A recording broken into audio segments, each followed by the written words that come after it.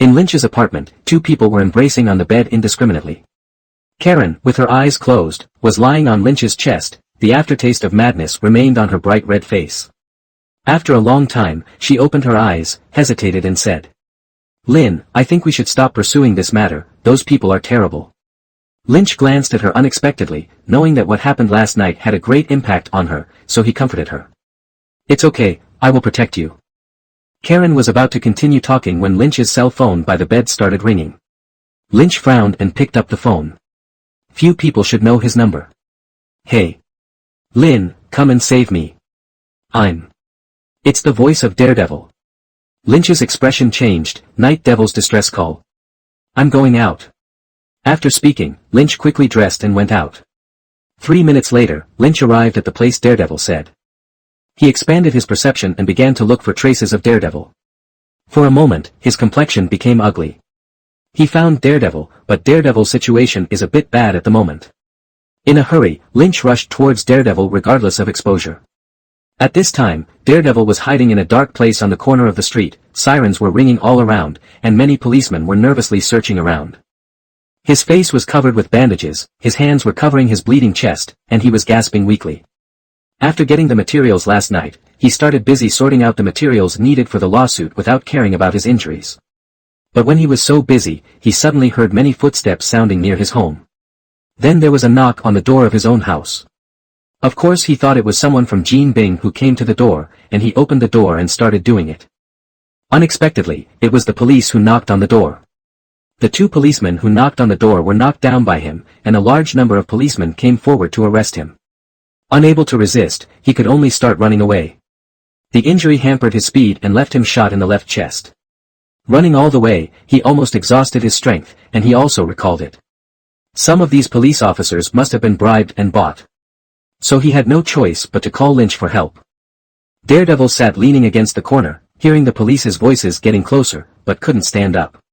His breathing became heavier and heavier, as if the oxygen in the air was getting thinner and thinner, and the strength in his body was also constantly being lost along with the blood. "No, I'm going to sleep." Daredevil found that his head was getting heavier and heavier. "Hey, are you dead?" Lynch slapped Daredevil on the face, giving him a jolt and waking up. "It might be better if you come later," Daredevil said weakly. "Hold up, and help you deal with it first." Lynch tore off Daredevil's clothes, controlled the heat vision and began to help him stop the bleeding. During the conversation, several policemen finally found the two and immediately called all the policemen through the walkie-talkie. The two people in front immediately lie on the ground with their heads in their hands. The police shouted from a distance. Lynch closed his eyes and glanced at the policemen lightly. "Can you hear how many of them are Jean Bin?" he asked Daredevil coldly. "A lot of," Daredevil said in a complicated tone. "Most have a little." "Then I understand." Lynch interrupts Daredevil. "Wait for me for a minute, and I'll take you to the hospital immediately." After finishing speaking, Lynch rushed towards the police with a bang. After 1 minute, all the policemen fell to the ground. Lynch lifted Daredevil, his eyes swept around. He felt something was wrong. But time did not allow him to think too much, he had to send him to the hospital quickly. Half an hour after Lynch went out, Karen received a call, and then went out to a coffee shop. Now, Karen is looking at a big sister who is in tears in front of her in embarrassment. "Peggy, you know how I treat you in the company." The eldest sister held Karen's hand tightly, talking to Karen with snot and tears. "Say it yourself, if it wasn't for me, would you not even have a place to live?" She stared at Karen helplessly, and continued to play the emotional card. "If you really want to sue the boss, the company is over. We'll all lose our jobs, so what do we get then?" Seeing that Karen remained silent, the eldest sister directly took out a check from her body and slapped it on the table, persuading her. "The boss said he has realized his mistake and asked me to apologize to you on his behalf, and this check is compensation." She observed Karen's expression and felt that there was some drama, so she handed the check to Karen. "Peggy. Check it out. It's a check for $5 million. How long do you have to work for $5 million? Karen's expression moved, she picked up the check, glanced at it, and put it down again. Continuing to listen to this eldest sister's nagging, Karen's heart began to waver constantly. In fact, she didn't want to do more investigations. She doesn't have much pursuit of justice, unless disaster befalls herself, because she is just an ordinary person. A woman who barely manages to live with self-respect in New York. That kind of pursuit of justice must be a high-level spiritual pursuit worthy of those who can eat and clothe themselves warmly. All she wanted was a stable and peaceful life. And now, with Lynch entering her life, this peace and tranquility are shattered forever. Should I continue or give up? She ended up picking up that check. Yurik. Come to my office. Hearing the supervisor's call, Yurik walked into the supervisor's office. Are you still after that daredevil? The supervisor cut to the chase. Yes, and recently I made a new discovery. Yurik said to the supervisor a little excitedly. No. The supervisor waved his fat hand with a wicked smile on his face. We already have it. He took out a document bag and slapped it on the table. Yurik opened the file bag without knowing why, and his expression changed drastically after a few glances. What does this thing mean? Yurik looked in disbelief. In the file bag, there are all photos of the police chasing Daredevil and Lynch killing the police. Daredevil and Superboy versus the cops. How's that going, surprise? The supervisor sneered. Don't worry about where this thing came from, since you know Daredevil better, I will leave it to you to write this manuscript. He stood up, patted Yurik, and encouraged him with expectation. I believe you can write it well. I want to see this report within 2 hours. Yurik's eyes widened, and he objected ignorantly. This must be fake, they won't do these things, there must be something wrong in some link. The supervisor shook his head and said solemnly. True or false has nothing to do with us, we only care about sales.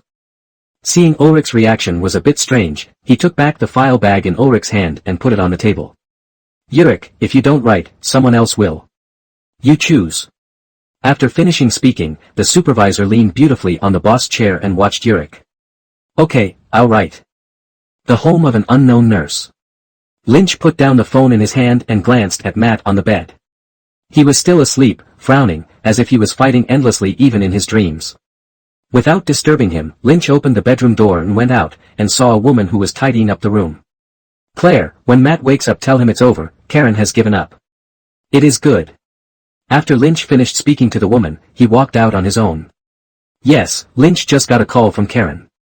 She said that she has already received monetary compensation and does not want him and Daredevil to pursue this matter again.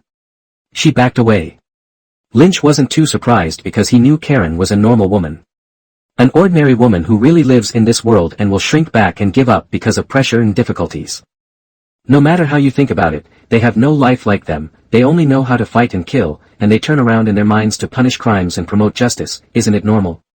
Normal people think about their own lives, what to eat today, where to go for rest tomorrow. So Lynch could understand Karen's abandonment. Normal people, who doesn't have to worry about daily necessities, rent, water and electricity. If you have the strength to risk these things, it is better to start a new life with the money. But understanding does not mean acceptance, Lynch felt uncomfortable. Karen's abandonment means parting ways with Lynch and Daredevil, and it means that Lynch's rescue and Daredevil's injury are all in vain. No, at least it gave Karen a new life. If you think about it this way, Lynch's original intention has been achieved. But, walking aimlessly on the street, Lynch suddenly felt depressed. With his audiovisual senses, he could clearly hear what the people around him were discussing. King fired up their story with the cops, and everyone in Hell's Kitchen cursed and ostracized them. Walking on the street without any cover, one after another of unpredictable eyes cut across Lynch's face like knives, and whispers seemed to be condemning him around him. Monster. Butcher. Yellow monkey. Lynch once again felt out of place in this world. This kind of estrangement is not caused by any country or region, but that there is no one he is familiar with here. Although Lynch's personality is sometimes hot and cold, he still cares very much about people he is familiar with.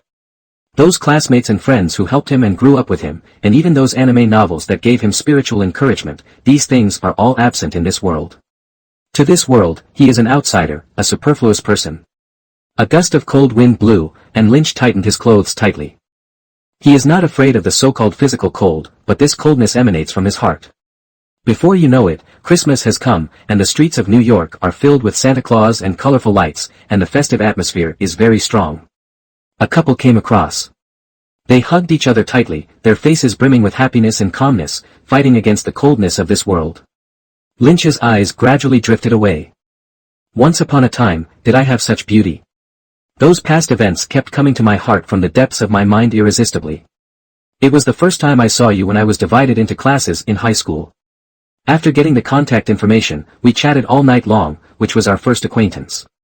It was the first meeting for the first time to roam the small town in the harsh winter. When they were in college, the two finally came together. Every late night of tossing and turning, every moment of collapse and despair, she was always by my side. But then, slowly, everything changed. She is also just an ordinary girl. Like all girls, I yearn for a beautiful, stable and happy life. Like Karen, women's needs are never the same as men's. Boys always want to see the world, change something, and leave something behind, but girls only want a stable happiness. When Lynch couldn't walk into life from his own world, the two began to have a gap. The disadvantages of being in different places are also gradually manifested. The two people quarreled more and more, and chatted less and less. At last, the two broke up peacefully. To let go of the other person is also to let go of oneself. After walking down a small street, Lynch looked up unexpectedly. In front of a brightly decorated shopping mall, Nada hugged her chest and smiled like a flower. Why is my little boy so sad? In the coffee shop, Lynch took a sip of steaming coffee. The fog rose up, covering Lynch's face so that he couldn't see clearly. What have you been doing lately? Lynch spoke. Natasha's beautiful eyes moved, and she glanced at Lynch. What else can I do? I help you protect your little girlfriend every day. She choked in a strange tone. Cough cough. Lynch blushed suddenly. What little girlfriend? Non-existent. I'm just kind enough to take in homeless women. Natasha, don't foul people's innocence out of thin air. She's not my girlfriend. Lynch spoke unnaturally. Even so, we broke up. Natasha propped her face with her right hand, staring straight at Lynch. After a while, she smiled and said. Why do you explain? Lynch choked on his words. Yes, why explain yourself? Lynch, she is a senior female agent of SHIELD. Regardless of her beauty, she is a scheming, black widow, who killed countless people. Withstand. This is an obvious beauty trick. Humph, I'm Lynch, a 20-year-old steel straight man. I don't know how many young ladies who chatted with me. I have never been afraid of all kinds of beauty temptations in my life. She is so beautiful. Her eyes are as bright as jewels, her skin is fair and tender, her hair is like a waterfall, her chest. Maybe it's because I care about you. Natasha froze for a moment, a trace of panic flashed in her beautiful eyes, but she quickly covered it up. Really? True than pearls. Natasha was stunned for a moment, unable to understand the sudden Chinese sentence. But she just curled her lips slightly, with a look of disbelief, and then took out a bag of things. I think you were stunned, that's why you were played so pitifully. Pushing the bag in front of Lynch, Natasha smiled triumphantly. Have a look. Lynch opened it with some doubts, and quickly flipped through it. In a moment, his expression changed. These bags contain information about Jean Bing and some people and events that Lynch and Daredevil encountered before.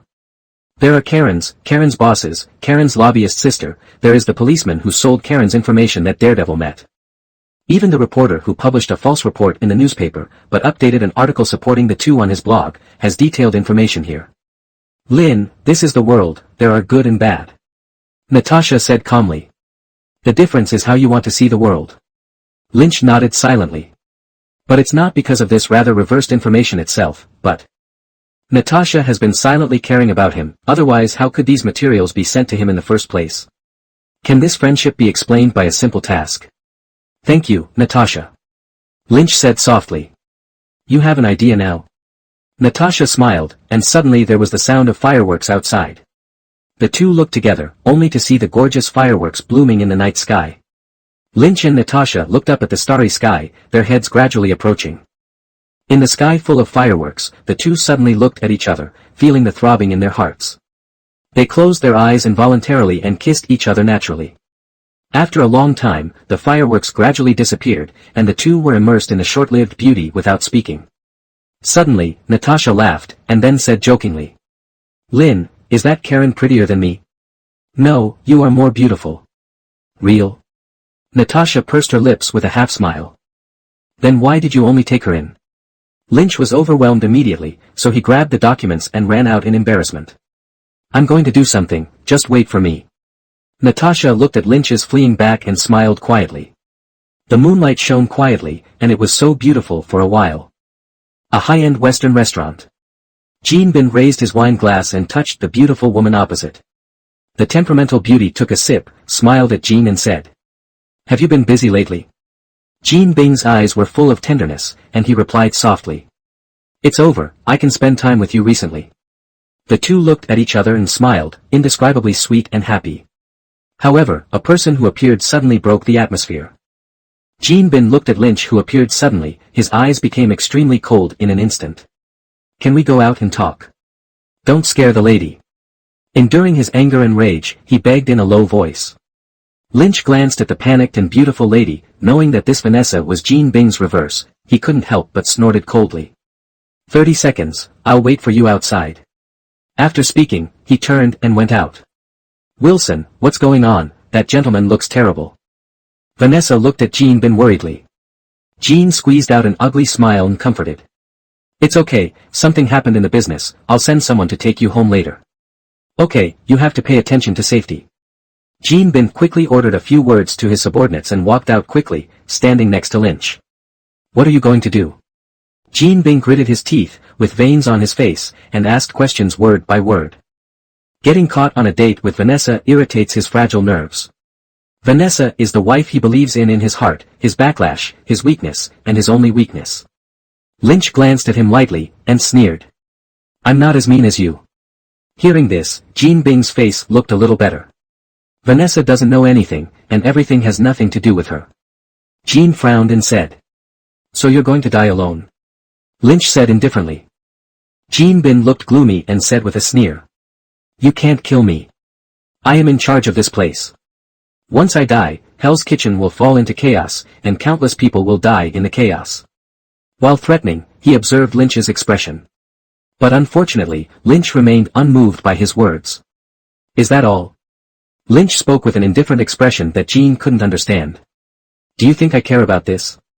"I think you may be mistaken, Fisk. You may think that I will be scruples about your words, afraid that innocent people will die." He sneered twice, Lynch said indifferently. "Do you really think that I care about people who have nothing to do with me? Besides, most of Hell's Kitchen is awful. Do you think I'm discussing justice and evil with you, right or wrong?" Lynch's body gradually rose up with the words until it reached midair. "You are wrong, there is only one reason why I came here to kill you. That's. I'm unhappy, I hate you, I want to kill you. All along, I've always been scruples about various things. I'm afraid that this matter will not be done well, and I'm afraid that there will be bad consequences for that matter. But now, I've found out. None of this matters. The important thing is myself, and for so long, I have never considered how I feel." Lynch slowly closed his eyes, one picture after another appeared in his mind since the time travel. From that runaway car. Fighting against the Iron Overlord, being hunted down by the military, being studied in the laboratory, being exposed by Tony's backstab, being beaten by the Abomination, and now being plotted against by Kim. When is it not an injury to yourself? Which time is not full of deep malice? If it wasn't for the system, he would have died long ago, right? For so long, I haven't enjoyed a day of the decadent life of capitalism. It's all because I think too much and worry too much. Even if I travel to another world, I can't help but think about others, always feel uneasy, and always worry that this world will become worse because of myself. If so, what's the point of living again? Where does time travel work? In this world, I should act recklessly and without any scruples. In this world, you should live for yourself. Do what you like, follow the one you like, get what you like. Get rid of what you don't like, those who don't like it, get rid of it, what you don't like, destroy it. This world should have been so simple." Lynch, who had been thinking for a long time, opened his eyes, and there was a frightening light in his eyes. Jean Bing raised his head, with despair in his eyes. Knowing that he could not escape in front of Lynch, he immediately revealed his heroic temperament, suppressed his panic and despair, and calmly asked Lynch. "When I die, can you help Vanessa? Don't worry, I will take care of your wife and children." Jean barely understood Lynch's strange words, so he felt relieved. "But he's not going to sit still, Kim is. Even if you have to die, you have to die in battle." He drew out the pistol on his body and quickly aimed at Lynch's eyes, then avoided the hot sight with agility that didn't match his body, and rushed to Lynch by stepping on a billboard. And Lynch just floated in the air coldly, not even bothering to move his eyelids. As Jean Bing landed with an astonishing pounce, a gleam of joy appeared on his desperate face. Then, he saw the light. On the other side of the light, there is his amiable mother whom he misses day and night, and his gentle and considerate fiancée. Natasha. Lynch knocked on the glass of the coffee shop and shouted inside. Come out. Natasha looked at Lynch, slightly dazed. With her keen observation ability, she can naturally find that Lynch at this time is quite different from before. Freer, more confident, and more handsome.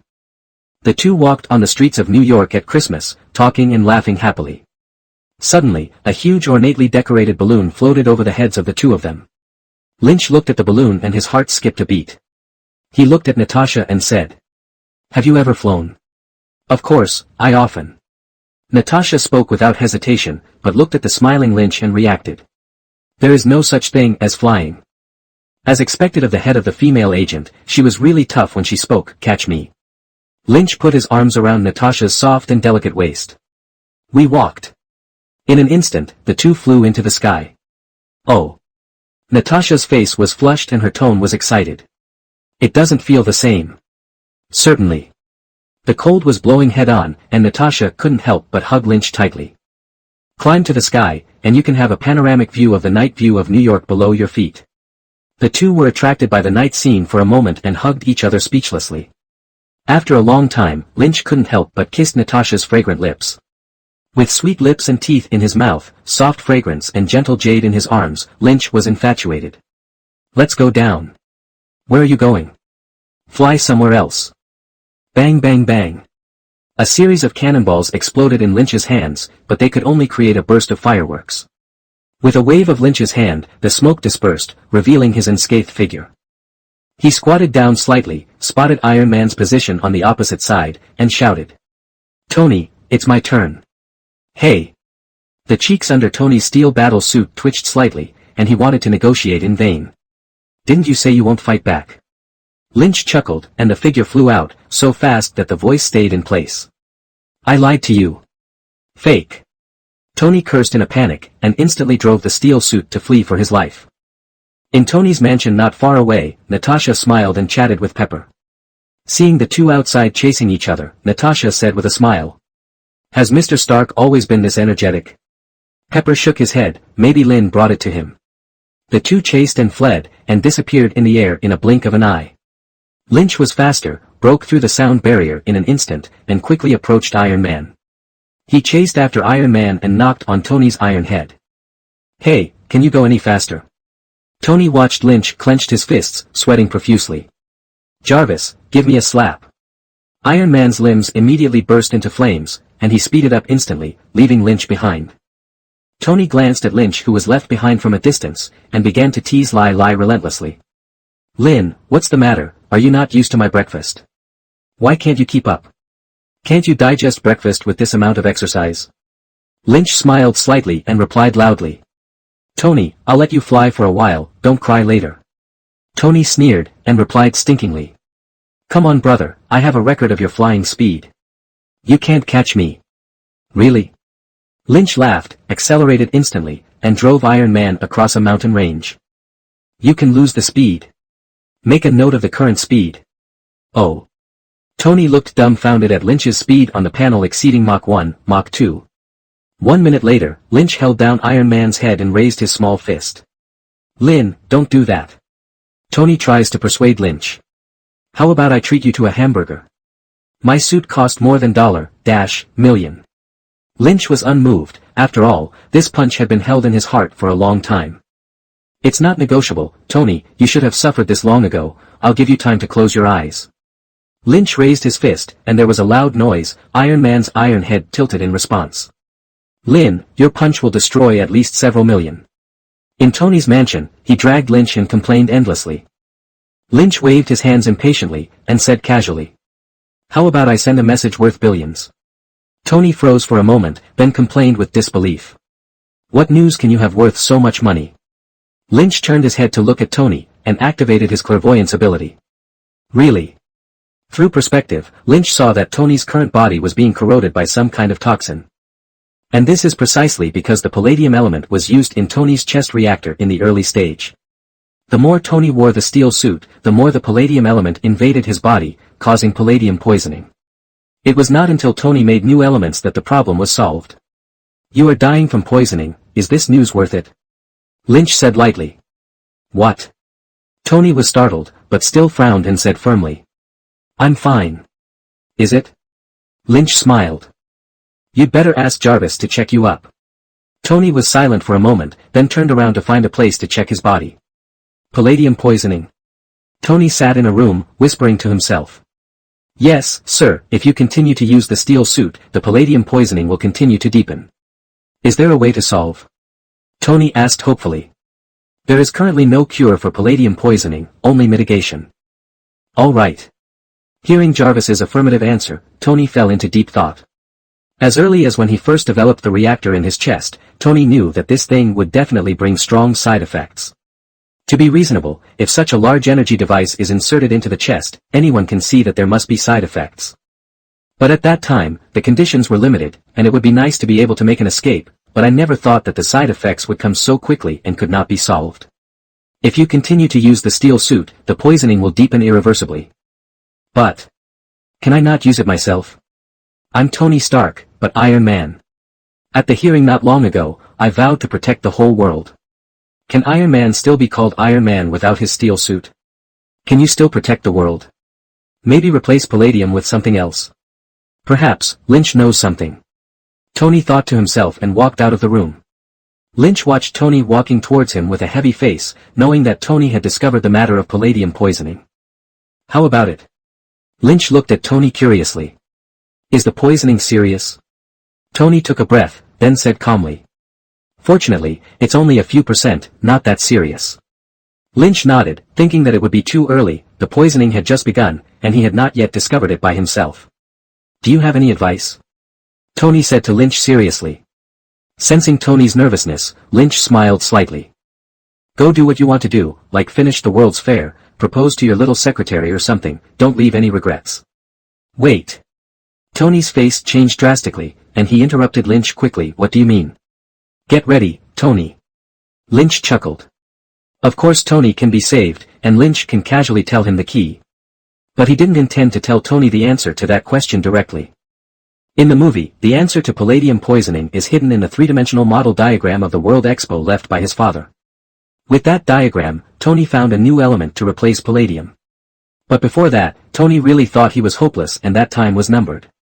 Because of this, he was anxious, fearful, and experienced spiritual suffering in tests. Only after going through this, does it make sense for him to synthesize new elements to save himself in the end. If you directly tell Tony the solution to the problem, there is no way for Tony to experience that kind of spiritual transformation. Look, Lynch is so caring, warm-hearted, and considerate of his friends. Although Lynch particularly wanted to see Tony jumping up and down in a hurry and giving up in despair, he could assure that this was not the main reason. Watching Tony's expression change from stunned, to revealing a trace of pitiful grief, indignation and despair. Lynch felt a sense of guilt and unspeakable happiness. You must be lying to me, right? Tony muttered to himself, and walked towards his studio on his own. Must be, I'll find alternative elements. Give it up. All elements are useless. Lynch added fuel to the fire from behind. You can shut up. Hurry up, I have to work. Tony started to chase people away without looking back. Hurry up, Tony, hurry up. At this moment, Natasha came over from the next room. What's the matter with Mr. Stark? She turned to look at Lynch suspiciously. What did you say that pissed him off? It's nothing, there's something wrong with him, and I'm not happy that I pointed it out. Okay, I want to show you something. With that said, Natasha held up her phone. Lynch took a closer look and found that it was a picture. The picture shows a pit, and a familiar hammer stands in the pit. Meow meow hammer. Lynch narrowed his eyes. Are you interested? Certainly. 2 days later. Long time no see, Coulson. Lynch held Coulson's hand and squeezed it lightly. The smile on Coulson's face froze, and the hand held by Lynch trembled slightly. He couldn't take it out, and quickly said good things sincerely. I'm sorry for what happened last time, it caused you to be treated unfairly. I know. Lynch smiled, as if meeting an old friend who was too happy to let go, and shook Coulson's weak hand vigorously. Natasha couldn't stand it anymore, she tugged Lynch and winked. Lynch chuckled, let go of Coulson's hand, and said along the way. Take us to see that hammer. Coulson, as if he had received an amnesty, hurriedly took the two of them in. On the way, Coulson told the two about the current situation. A week ago, SHIELD discovered this weird hammer, sealed off the surrounding area, and established a military restricted zone nearby. Before that, Meow Meow Hammer had appeared here for a while. The Meow Meow Hammer attracted the attention of many surrounding citizens. Many people came here to try various methods to pull out the Meow Meow Hammer, but they failed. It is precisely because of this that SHIELD is interested in Meow Hammer. At present, the research on the Meow Meow Hammer has reached a stalemate, because through observation and analysis, some people actually think that it is the hammer of Mjolnir in the myth. The appearance of the mythical thing brought a great shock to SHIELD. Everyone was wondering whether it was the hammer of Mjolnir, but no one had conclusive evidence. So Fury thought of Lynch, but he didn't expect Lynch to be very interested in it. Isn't that interesting? This is an artifact. In the Marvel Cinematic Universe, there are only two types of people who can lift this hammer. One is a big boss with super strength, such as Hela, the goddess of death, who just crushed Miao Chui when she appeared on the stage, which is a proper Heavenly Father level strength. In addition, the big guys like Gui Odin should be able to destroy the Meow Hammer easily. The second type is people with certain qualifications, people who are recognized by Meow Hammer. For example, Thor, Captain America, and Vision in the movie universe. There are also Thor's girlfriends in the comics, female Thor, Valkyrie, and even Natasha has raised the Meow Hammer. Of course Lynch wanted to try to see if he could lift the Meow Hammer. Based on the current situation, Lynch speculated that Thor should not have come here to try to pull the hammer. When the time comes, raise the hammer and shake it in front of Thor, and ask you if Soul is in a hurry or angry. After walking not far, a few people came to the heavily surrounded Meow Hammer. The Meow Meow Hammer is inserted into the stone, which looks quite mysterious. People around came and went, doing analysis and research on Meow Meow Hammer. Lynch rubbed his hands and walked straight forward. "Lin, what are you doing?" Coulson yelled, but didn't stop him. Originally, they asked Lynch to see the origin of this weird hammer. Lynch stood still in front of the Meow Hammer, and glanced left and right. "Coulson, get everyone in here to go away. Can you lift it?" Coulson asked. "There's a chance, it could be dangerous to lift it up, so you've got to let them go a little bit." Lynch replied honestly. Coulson had no choice but to organize the crowd to evacuate. A few minutes later, only Coulson and Natasha were left standing far away. Coulson made an "okay" gesture, and Lynch took a pony stance and took a deep breath. "System." He muttered a sentence in his heart, and a light curtain jumped out in front of his eyes. Superman System. Current template, Superman 100% in childhood, Superman in youth 60%. Template redemption list, Youth Superman, Superman, Magic Superman, Gold Superman, Supreme Superboy, Silver Superman. Justice value, 101185. Killing Jean Bing before, and dealing with some more escaped characters, Lynch's justice value increased by a large amount, and then he exchanged, % of the template, and now he has accumulated a wave of justice value. Exchange 10% template. The light curtain flashed, and the value changed. Superman System. Current template, Superman 100% in childhood, Superman in youth 70%. Template redemption list, Youth Superman, Superman, Magic Superman, Gold Superman, Supreme Superboy, Silver Superman. Justice value, 30185. After shutting down the system, Lynch held the hammer handle. With a slight mention, Meow Meow's hammer did not move at all. Lynch was not surprised, he never felt that he had the so-called qualification. His eyes were slightly fixed, his whole body was tense, and Lynch was about to continue lifting the hammer. "This time, I will forcibly raise the Meow Hammer." When he came here this time, Lynch originally planned to forcibly lift up this artifact. In his previous life, he read on the internet that to be able to forcibly lift the Meow Meow Hammer must at least have the strength of the Heavenly Father, and crushing the Meow Meow Hammer like Hela is definitely the strongest among the Heavenly Father. After all, this Meow Meow Hammer has an extraordinary origin, it was forged from the Dying Star, and it contains endless divine power, so it can be called an artifact. In the movie, Thor was once called Hammer God when he was not awakened in the early stage, because judging from the performance of the movie, he relied too much on this artifact. It can basically be speculated that holding up the Meow Hammer basically has the ceiling strength of the movie universe Avengers. By lifting the hammer, he can have a rough estimate of his own strength in his heart. Lin Chi's inhuman power was gradually exerted on this artifact, and the ground under his feet couldn't support it first, and began to sink piece by piece. But the meow meow hammer remained motionless, as if it had grown on a rock. Drink! Lynch yelled violently, his eyes widened, his expression ferocious, and he moved the meow hammer with all his strength with both hands.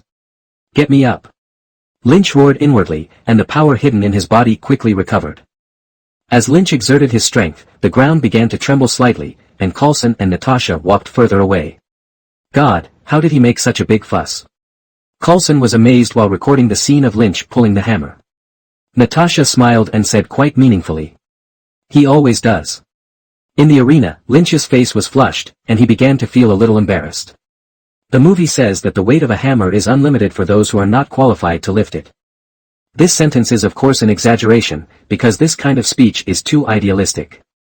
But there is no doubt that the weight of the meow hammer is indeed heavy enough. Lynch, who has 70% of the Youth Superman template, let alone a truck of several tens of tons, should be very easy to lift an airplane of hundreds of tons. But at this moment, Lynch even exerted all his strength to feed the baby, and the meow hammer still didn't move. Breathing out a mouthful of turbid air, Lynch slowly withdrew his strength, and his body slowly floated up. He was about to make one last attempt. Limited by the ground environment, it is actually difficult for Lynch to exert his full strength on the ground here, but in the air, he can rely on the biological force field to use all his abilities to exert the greatest strength. The body was stabilized in the air, stimulating the energy hidden in the body, feeling the huge force continuously emerging. Lynch held the hammer handle again. Get up! Lynch yelled angrily, and clearly visible blue veins popped out of both hands, and the incredible power was transmitted to the meow hammer. Staring at the meow hammer, Lynch shouted in his heart. Move! The two people in the distance also watched Lynch's movements intently. 1 second, 2 seconds. As Lynch's strength gradually increased, the meow hammer finally trembled slightly, and slowly left the ground under the surprised eyes of the three. Under the watchful eyes of Lynch, Natasha, and Coulson, the meow hammer was slowly lifted off the ground. Just when Lynch was secretly happy, a figure suddenly appeared beside Lynch. Lynch was surprised at first, and then realized the identity of this person. Who are you? When did Midgard have a powerhouse like you? The figure spoke in surprise. Lynch turned around holding the hammer, and carefully sized up the unexpected guest. He was wearing a decent suit, and there was an unconcealable shock on his feminine face at the moment. Loki, the god of trickery in Asgard. I am the god who sleeps in Midgard. You can call me Lyn. Lynch replied with a smile. The visitor is the son of Father Odin, the lord of Asgard who first appeared in Thor, and the younger brother of Thor, the god of tricks, Loki. In the plot, Loki once occupied the throne after Thor was expelled and Odin fell into a deep sleep. And after Thor failed to steal the meow hammer, he told Thor that Odin was dead, and their mother did not allow Thor to return to Asgard. Not only that, after Loki discovered that Heimdall's yin and yang were contradictory, he also sent the Asgard soldier, the Destroyer, to hunt down Thor, and colluded with the Frost Giants to invade Asgard.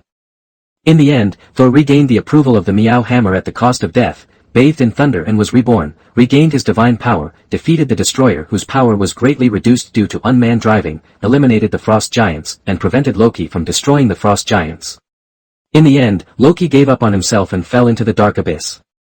As a result, Loki met Thanos, served as the vanguard of the purple sweet potato essence, and tentatively launched an invasion of the Earth, triggering the New York War in Avengers 1.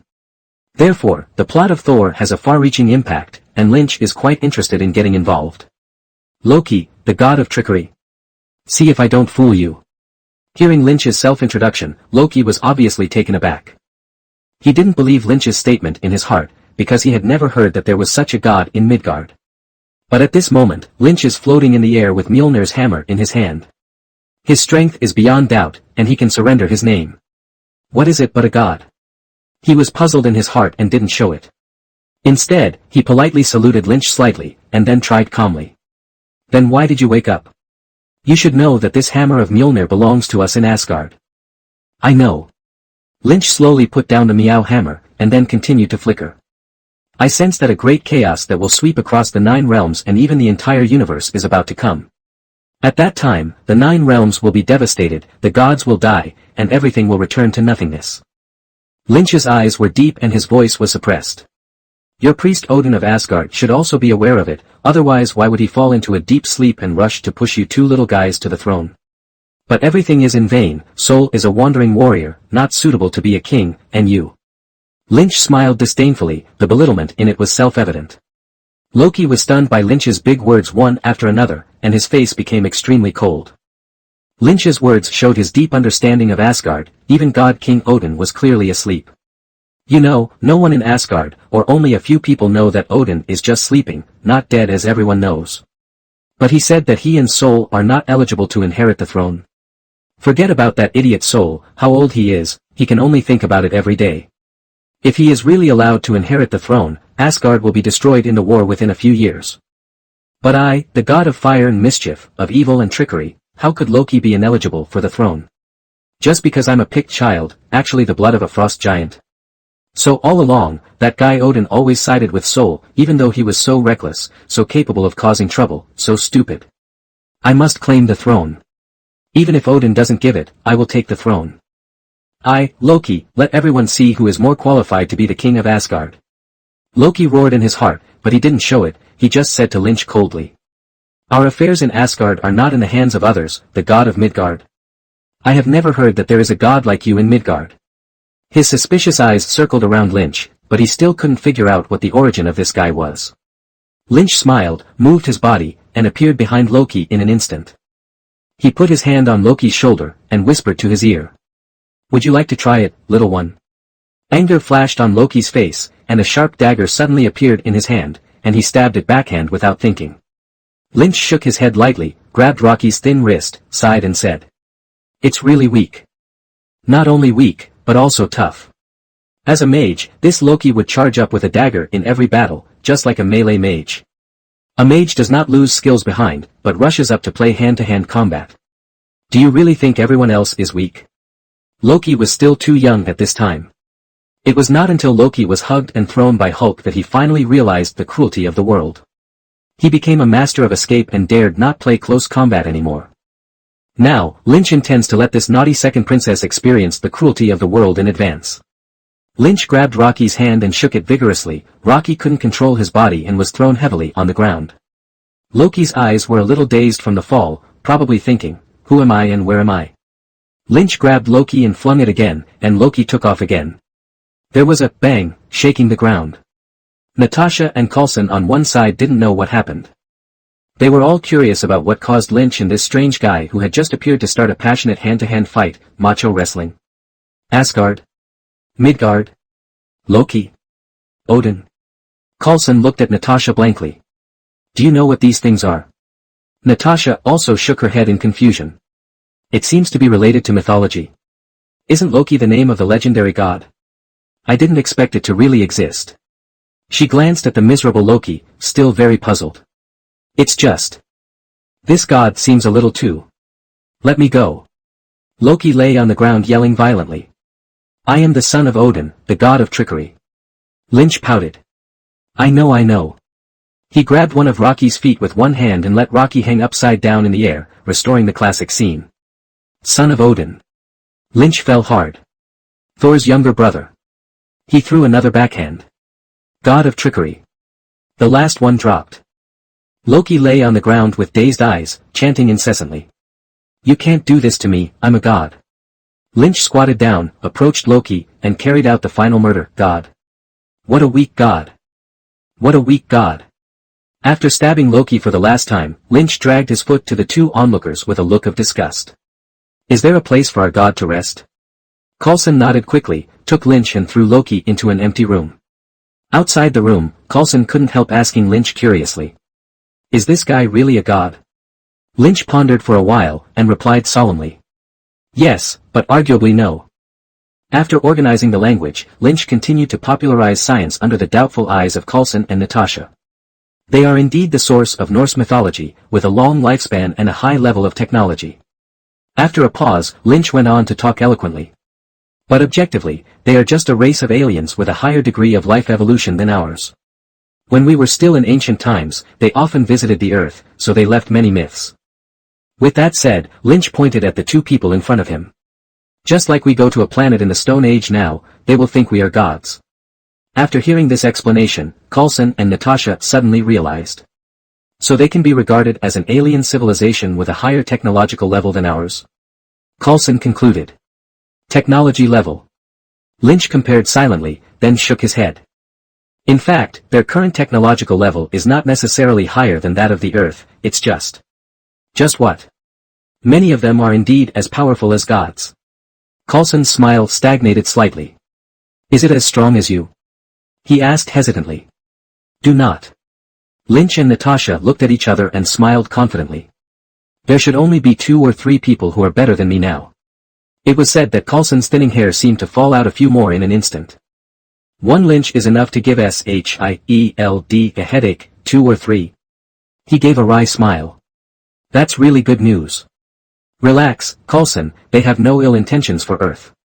Lynch comforted him quite intimately. Oh.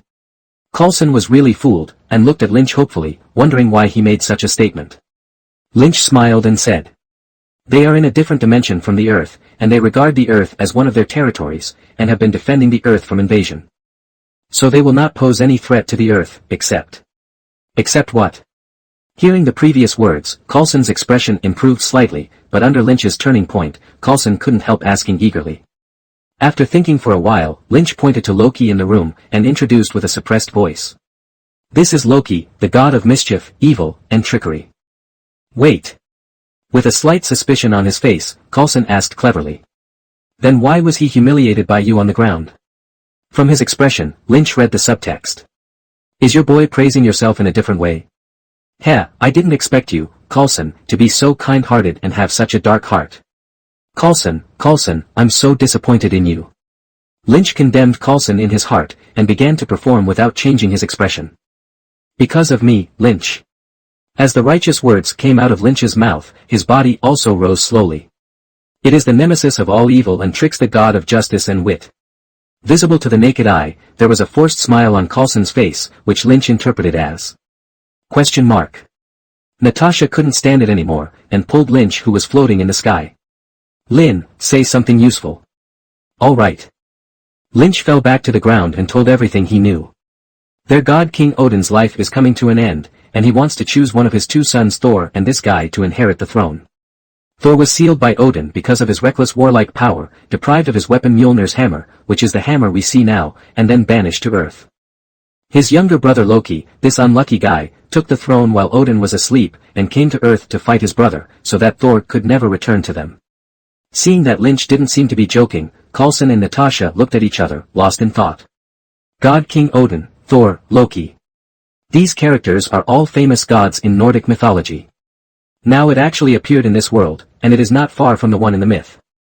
According to this logic, what about the characters in other myths? Do they exist? What about those mythical beings that represent disaster and destruction? Are they real too?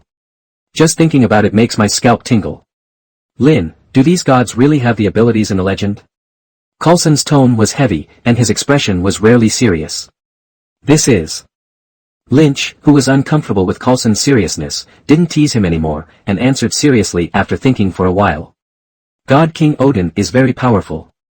He was much stronger than me in his heyday. He once led the army to conquer the 9 realms, and the Earth is one of them. But now he is on the verge of the end of his life, and there is no threat. After waiting for Coulson to record, Lynch continued. What is even more threatening is Odin's daughter, the goddess of death, Hela. She is close to Odin in strength and has a long lifespan. She is brutal, bloodthirsty, and ambitious. I am not an opponent now. But she is suppressed by Odin, and she has to wait for Odin to die before she can escape. And her first goal must be to win Odin's throne, and then she will attack the 9 realms. Coulson nodded solemnly, signaling Lynch to continue. Besides, there is Thor, the god of thunder. He is powerful and can drive thunder and lightning, but he has an upright personality and a kind nature. If the Earth is in danger, he will become a helper to protect the Earth. Speaking of this, Lynch turned his head to look at Loki's room. Finally, there is this naughty Loki. He can do some tricks, play tricks on people's hearts, has a cunning personality, a fragile heart, and always walks on the edge of good and evil. After speaking in one breath, the 3 of them were silent for a moment. So, what do we do now? Coulson frowned. Just do nothing. Lynch spread his hands. We're just waiting. Wait for who? Thunder Thor. And give him the hammer back. Coulson was puzzled. No, his divine power is sealed, so he can't hold this hammer. With that said, Lynch stepped aside and looked up to the sky. Hey, buddy, how's the view up there? Do you want to come down and chat? Lynch had already discovered that Hawkeye was watching them secretly. What about the guy in there? Coulson gave a final cry. Don't worry about him, he will disappear by himself. What? Coulson froze for a moment, and quickly pushed the room to check. Loki, who was lying on the ground, has long since disappeared. Loki, escape god. A pet store welcomed a special guest this afternoon. He has a handsome and sexy blonde hair, a burly and strong figure, just. My brain might be a little out of sorts. We have no horses here. Only cats, dogs, and birds. The clerk squinted at the big man secretly, wondering where did this guy come out to make fun of me? How could there be a big guy like a horse in my small shop? Then find me the biggest ride. The blonde man spoke with a serious face. The clerk was speechless. At this time, a voice came from outside the door to relieve the encirclement. Do you want a ride? The big man hurried over. On the car. I've never done anything like this. Jane said to Thor shyly that in her life, she had never had such an experience of walking away with a man just because of some crazy words. Have you ever done something like this? Thor smiled understandingly, then nodded. Many times. In the long life of Thor, this kind of thing is indeed common. Steady. Non-existent. My Thor life creed is just one word, reckless. Thor looked at Jane with admiration. He knew that although this woman was immortal, she had wisdom and courage beyond others. But you are brave. Jane said bitterly. They stole my life's work and I have nothing to lose. Not long ago, Coulson of SHIELD played a bad role and took all the research materials of Jane and his party for himself. Yes, but you are smart, smarter than anyone in this land. Thor continued to praise Jane, and Jane turned her head and smiled at Thor land. Jane felt that this word was inexplicably funny, as if the two had traveled back to medieval Europe. You think I'm weird? Thor knew that his words were difficult for ordinary people here to understand, so he laughed self-deprecatingly. Yes. Jane was amused by Thor's strange words, which made Thor turn his head frequently. Is weird good or bad? Thor asked with a smile. I don't quite know yet. Simply tell the truth. At this time, the car just ran over a stone on the desolate road, and swayed a few times out of control. After calming down again, the two laughed loudly because of this little episode. An indescribable and wonderful touch was rippling in the hearts of the two of them. For a long time, Jane looked at this handsome, strong mysterious man whom she had a crush on, and asked earnestly. Who the hell are you? Seriously. Thor pondered for a while, but still didn't speak directly. You'll find out soon enough. Soon, Thor looked at the road ahead. Soon he will be able to get back his hammer of Mjolnir and regain his divine power. At that time, Thor will naturally not have to make a long speech to Jane to prove that he is Thor. You promised to tell me. Jane is a little unhappy. Thor changed the subject. What you're looking for is a bridge. Like the Einstein-Rosen bridge. When Jane mentioned her own research, she immediately got excited and said quickly. More like a rainbow bridge. Hearing this, Jane shook her head in disbelief. God, I hope you're not crazy. Night had fallen, and two uninvited guests came outside the research base of Meow Hammer. The two stood on a hillside, looking at Meow Hammer through binoculars. Lying on the hillside to observe, Jane said. Not a satellite crash, they should have pulled the debris, not sieged the city. Thor has impatiently taken off his obstructive clothes and put them on Jane, and then stared at the place where Meow Hammer was. You will use this. What? Jane didn't understand what Thor was going to do. Wait, why? Thor smiled.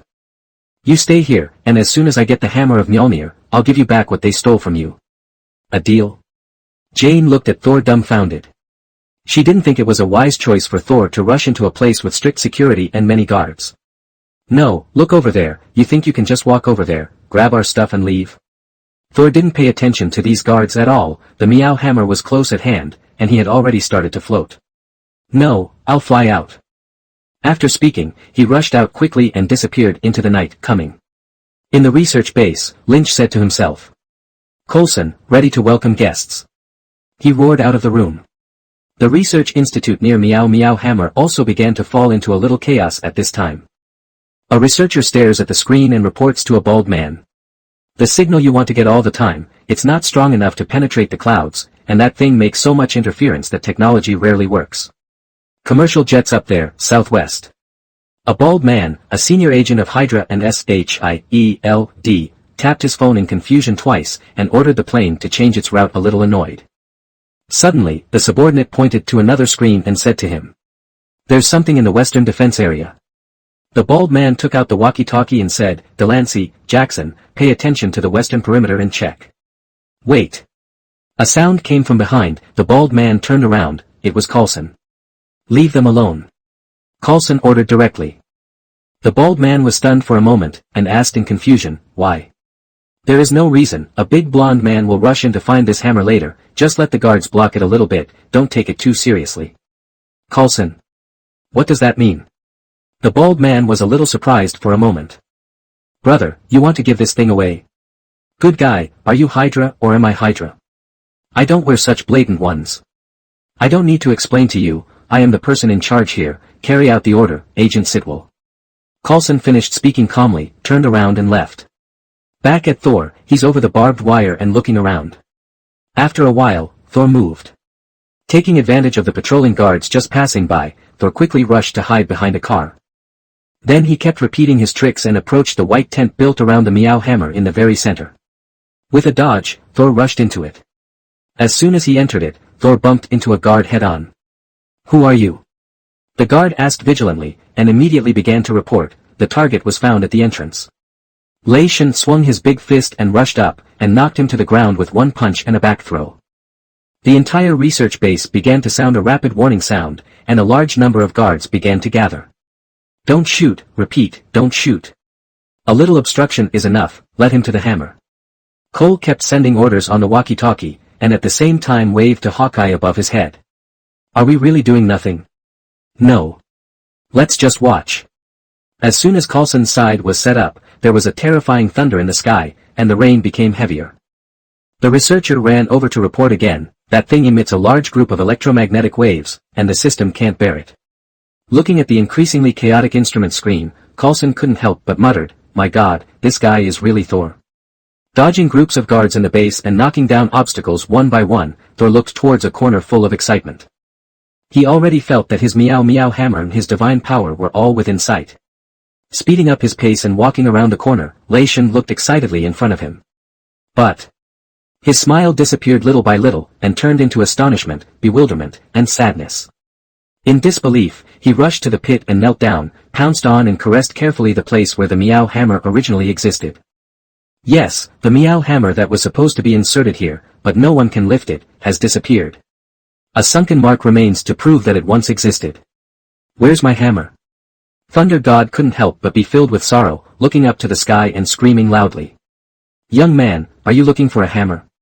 A crisp voice suddenly sounded beside Thor, and he turned around in surprise. Then, he saw a scene that he will never forget. The hammer of Mjolnir, which he regarded as his lover and should belong to him alone, was actually held by a smiling young boy at this moment, flying in the air. "Why Mjolnir is in your hands, no." Thor stared at Lynch murderously. "Why can you lift it?" Lynch smiled harmlessly, held up the Meow Meow Hammer, and changed hands by the way. Seeing that Thor's eyes were red with anxiety, almost bleeding, Lynch said unhurriedly, "Thor, don't worry. I don't have the so-called qualifications to lift the hammer of Mjolnir. I didn't get your divine power.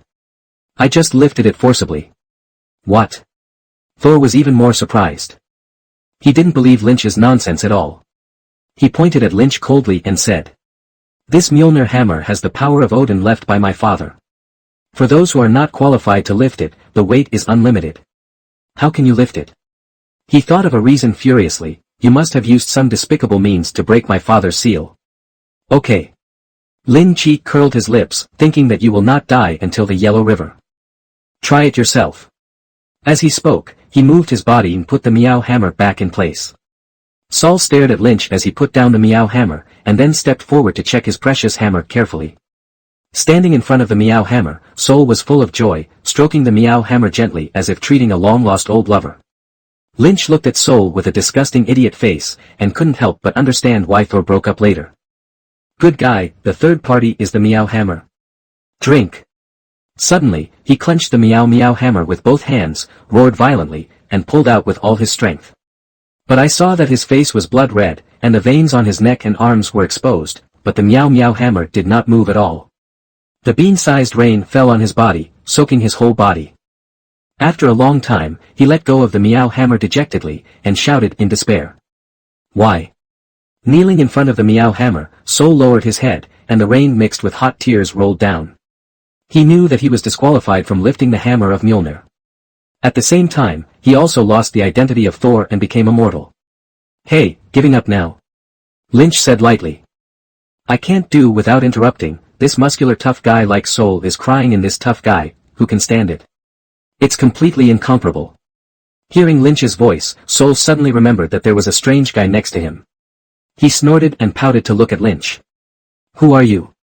People who came to help you. There was a glimmer of hope in Sol's heart, and he quickly asked, how can I help? Lynch sighed. Calm down first, take a shower and change your clothes, let's talk again. Thinking of the picture of Lynch holding the meow hammer with one hand, Sol couldn't help but believe Lynch. If he really lifted the hammer of Mjolnir with his own ability, there should be a way for me to regain the recognition of the hammer of Mjolnir, right? You can call me Lin, and basically you can think of me as a god in the atrium. Superboy. Lynch glanced at the startled Jane, and smiled slightly. You know me. Are you my fan?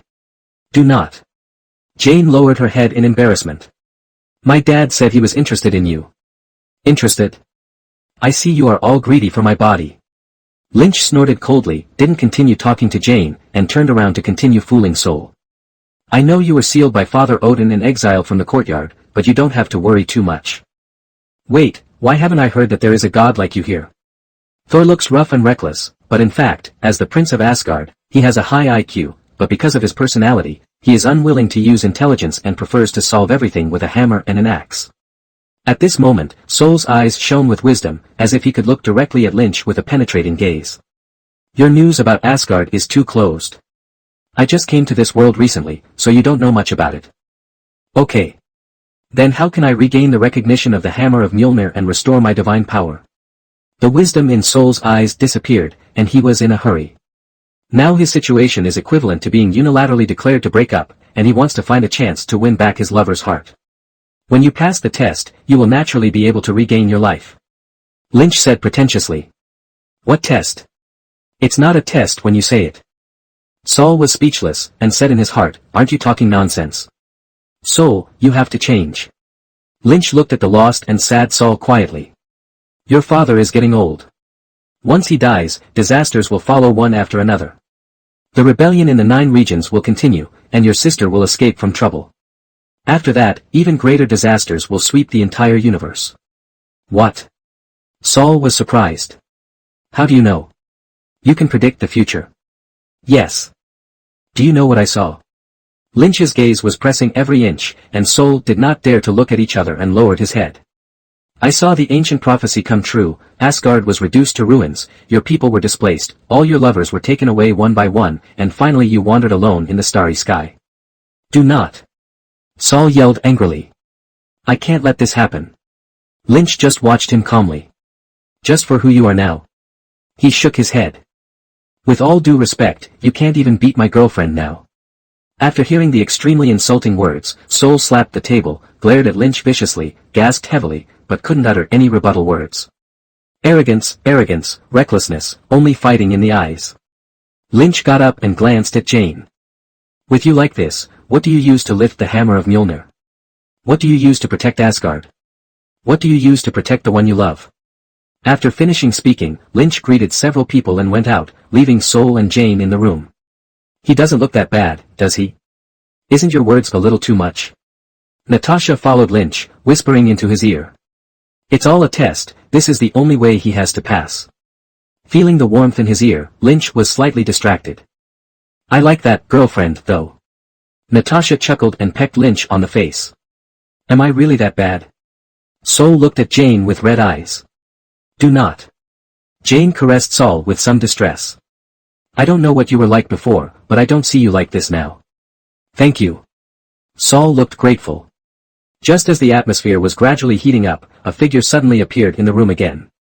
Oh, I'm sorry to interrupt you. Loki walked up to the two holding hands. Loki. Sol was overjoyed when he saw his dear brother. How did you come? Let me tell you something. Loki's tone was heavy. Countless bad speculations flashed through Sol's mind, and he asked with a trembling voice. What happened? Have the Jotuns invaded? I'll explain it to my father, let him. Father is dead. Loki said softly. Sol was stunned, and the expression on his face changed from astonishment to disbelief, and then to extremely sad. What? You were expelled, and the threat of a new round of war came, he finally couldn't bear it. Looking at Sol's face, Loki said with a trace of comfort. You can't blame yourself, I know you love him, I want to tell him, but he won't listen.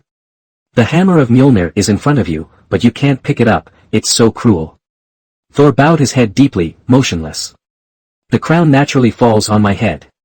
Loki said naturally. Sol raised his head and asked tentatively with pleading. Can I go home? Loki shook his head. The truce agreement with the Jotuns is conditional on your exile, and your mother also forbids you to go home. Sol was desperate. I came to say goodbye to you, brother, and I'm sorry.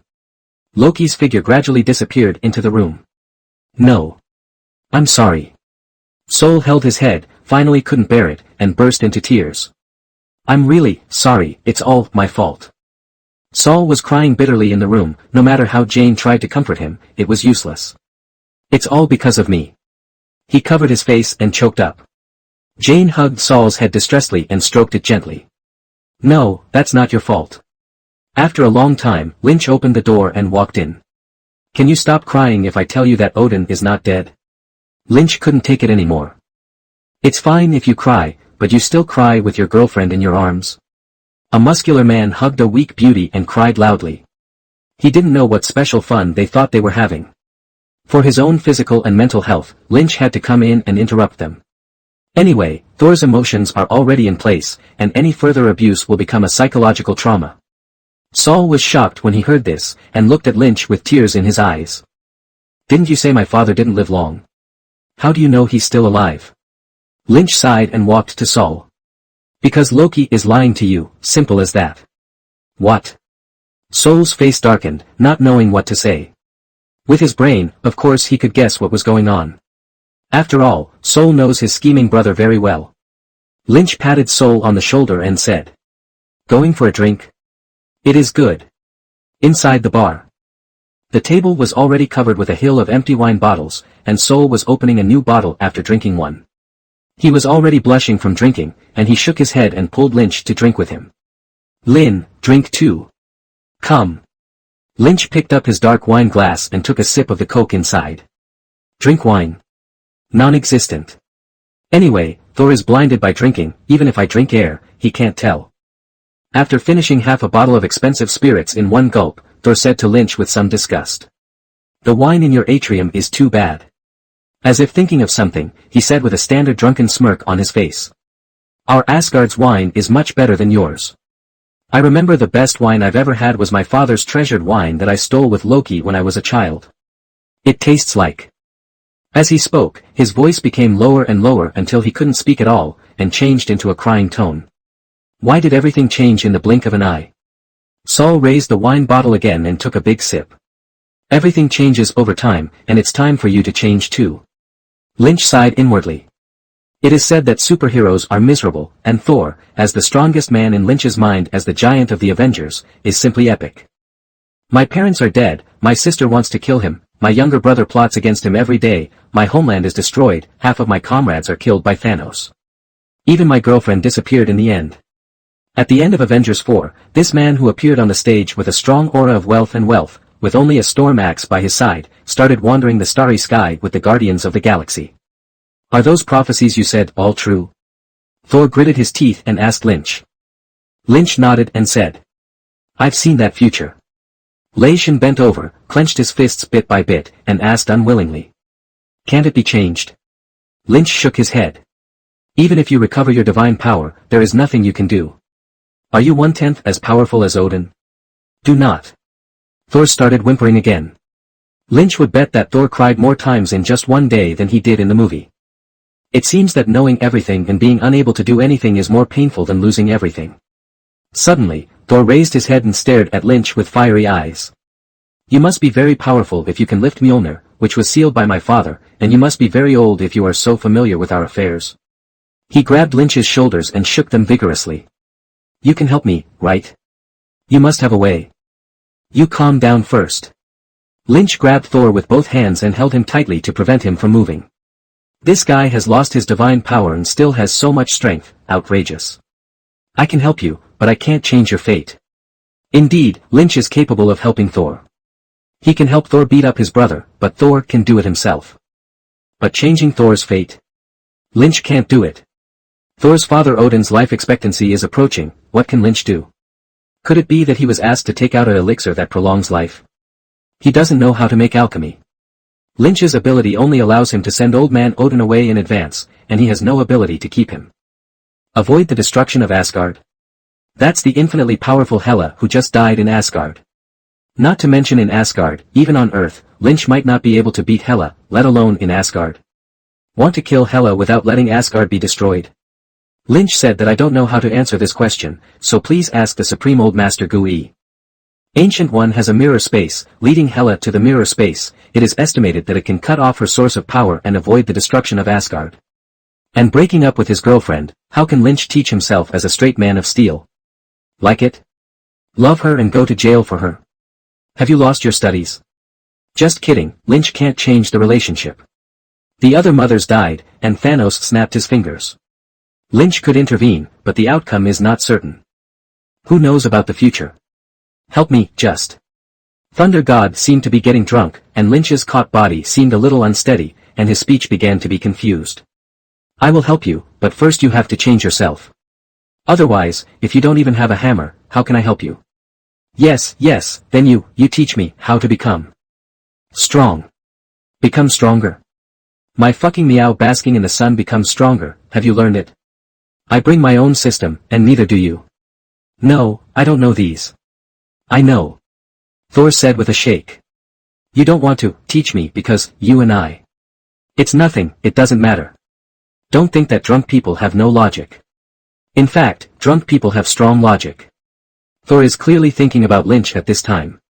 Then, tremblingly, he knelt down on the ground with a boom. The raised face was twisted into one piece, the corners of the red eyes were filled with tears, and he solemnly said, I, the Prince of Asgard, Thor, the God of Thunder, swears hereby that I will serve you forever, as long as you promise to change my fate. Lynch was dumbfounded. What is Thor doing? Such a guy with strong self-respect and in the name of God knelt down and swore to be my servant. Servant, man, butler.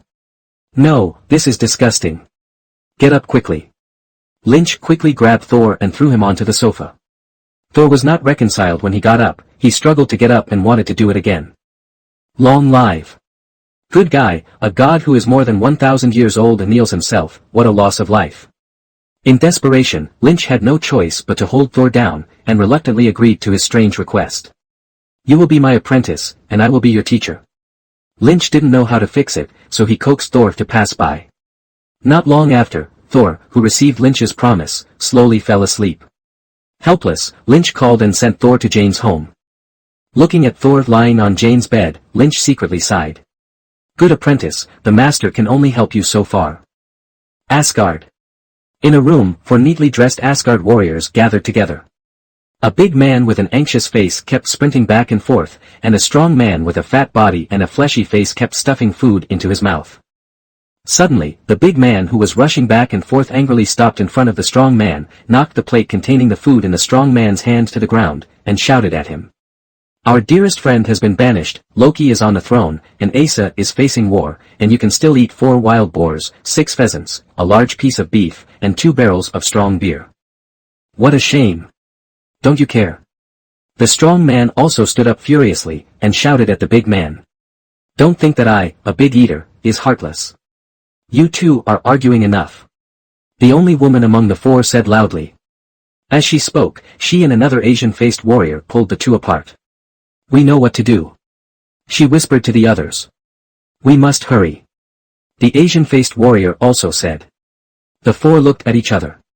We're going to find Saul. He continued. The big man said worriedly, this is treason. The brawny man replied angrily. Never mind treason. It's a suicide act. The female warrior just silently looks at her partner. Saul would do that to us. The 4 were silent. Indeed, if something like this happened to them, Saul would go all out to find them and help them. Suddenly, as if thinking of something, the strong man covered his mouth and whispered. "Let's be quiet, Heimdall may be watching us." Said Chow Chow. Chow Chow arrived. At this moment, the door of the room was pushed open. A soldier walked to the door and said to the four. "Heimdall wants to see you." The four looked at each other. After a long time, the strong man said, "We are finished. How dare you defy Loki, our king? Break your warrior oath and commit treason to save Thor." Heimdall stood above, asking coldly. "Yes." The female warriors didn't hesitate. "Very good." To the surprise of few people, Heimdall did not continue to punish them, but walked down. "So will you help us?" The female warrior moved in her heart and asked Heimdall. Heimdall went straight through the crowd and walked outside the hall. "I am loyal to the kingdom and cannot open the rainbow bridge for you." Saying that, Heimdall left here. "This guy is tough, isn't he?" The big man complained a little unexpectedly. "So what do we do now?" The strong man has no idea. The female warrior looked at Heimdall's back with some doubts. Heimdall didn't punish them, but he didn't help them either, so what the hell did he mean? Is it? She turned her head and looked up. Sure enough, the sword that controlled the rainbow bridge was still stuck in place. "Look!" She patted her companions on the shoulder excitedly, making them look in the direction of the sword. "We can go." As she spoke, she stepped forward, and the rest of her companions stood around her. Urging this great sword, the four of them immediately turned into a beam of light and shot it from Asgard to the distance. A ray of light flashed, and the four of them stepped on mysterious patterns and appeared in a desolate wilderness. "So we're here." The strong man looked around in a daze. "Should be." The female warrior looked around. "Let's go this way." The four began to move towards the direction of Thor. After a long time, a small town appeared in the eyes of the four. The four of them ignored Dwajja's strange eyes and the exotic scenery, and went straight to Thor. Finally, they saw Thor in front of a glass door. The four impatiently stepped forward and knocked on the glass, shouting together, "I found you." Thor turned his head, surprise on his face. They hugged each other excitedly, and then looked at each other. "You are really here?" Thor said excitedly. "Really? What do you mean?" The female hero asked a little puzzled. "Nothing, how is my father now?" Thor asked with a long-lost smile on his face. "Your father fell asleep again." Thunder God nodded as expected. "Who are you?" Jane on the side asked dumbfounded. "My friends." Thor smiled. "Miss Sif and the three warriors." The strong man also said to Jane with a smile. "This is Jane, and this is Lynn." Thor also introduced the four warriors of Asgard. Lynch smiled friendly. "So what are you here for?" Thor asked with some doubts. "We're here to take you home." The strong man said to Thor excitedly. "I can't go back now." Thor's face darkened. "I was banished by my father, and Loki occupies the throne. All of this is Loki's trick. You must go back and take back the throne." The strong man said unwillingly. "Guys, hurry up if you want to chat, there's a big guy coming later." Lynch spoke from the side.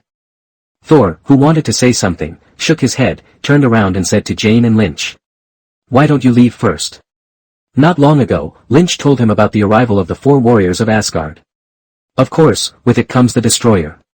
The Destroyer has a great background, and Odin once wore it against the Celestial Group. The Celestial Group are all single-level super-existences. Odin relied on the Destroyer to fight against them, which shows how powerful the Destroyer is. Although it is shown as stretching in the movie, there is one thing to say, it is the need of the movie plot. For one thing, the Destroyer was controlled by Rocky at the time, and it belonged to the weak chicken owner and the unmanned driver. Secondly, Thor used lightning to knock down the Destroyer, but did not destroy it.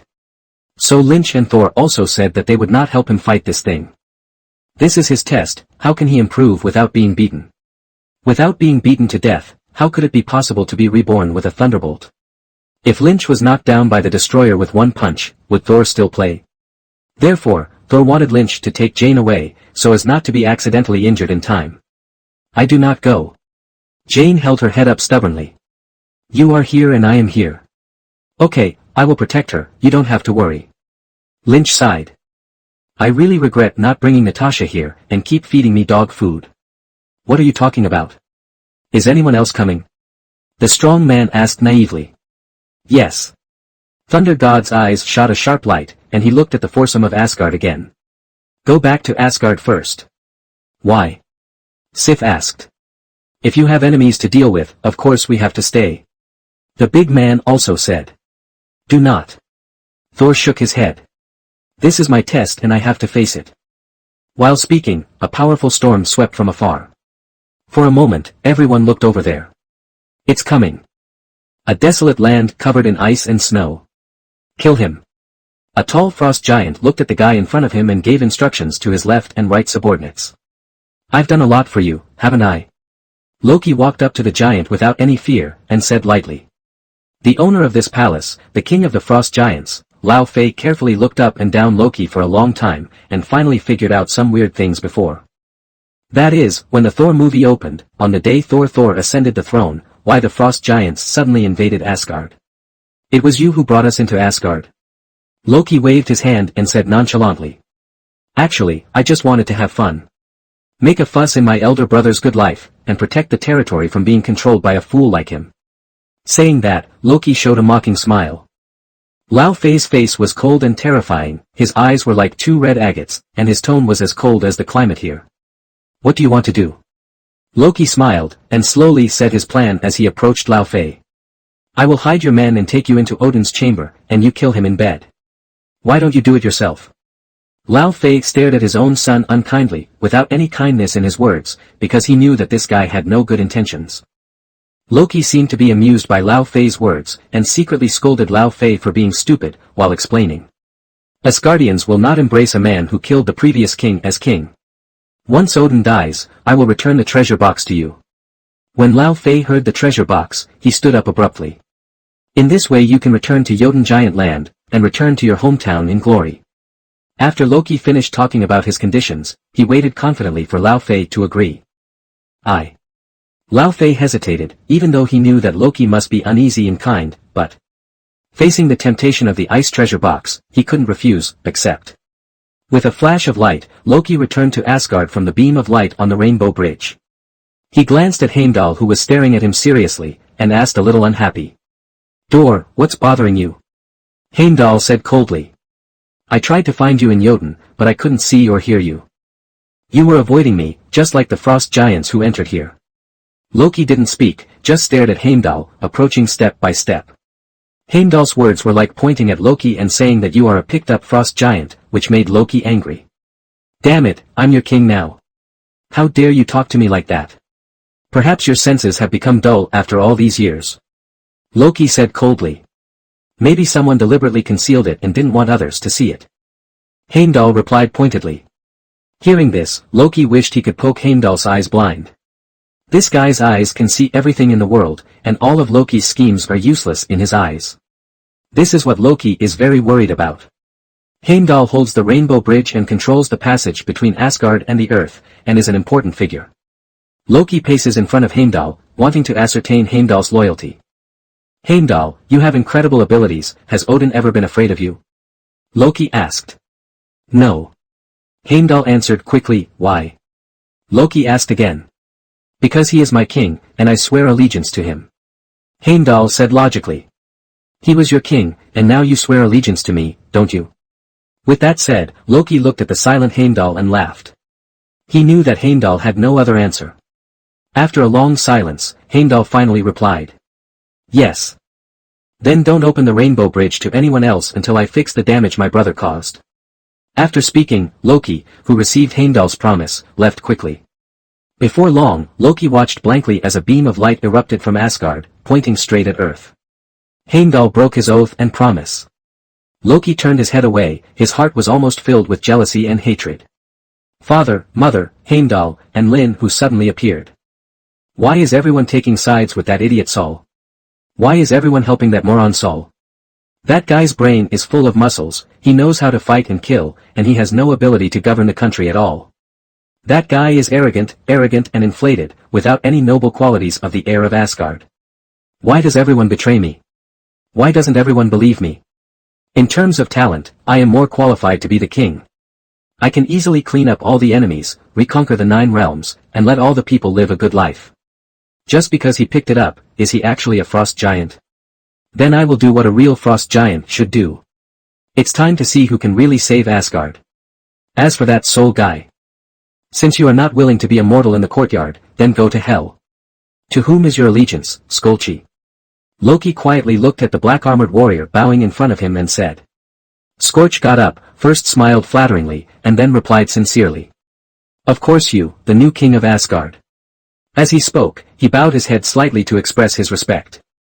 Loki's big eyes that could see people's hearts lingered on Scorchy's body, and there was a hypocritical smile on the corner of his mouth. He could see what was going on in this guy Skolchi. But in the current situation, it seems that there is not much room for choice. Because there are not many people he can trust. After being silent for a while, Loki put on a satisfied smile and said to Scorch. Would you like to do something for me? Naturally, Scorch responded enthusiastically, of course, it's my pleasure. After Thor was expelled by Odin, he harbored resentment and intended to rebel. His 4 companions have also fled from Asgard to the atrium.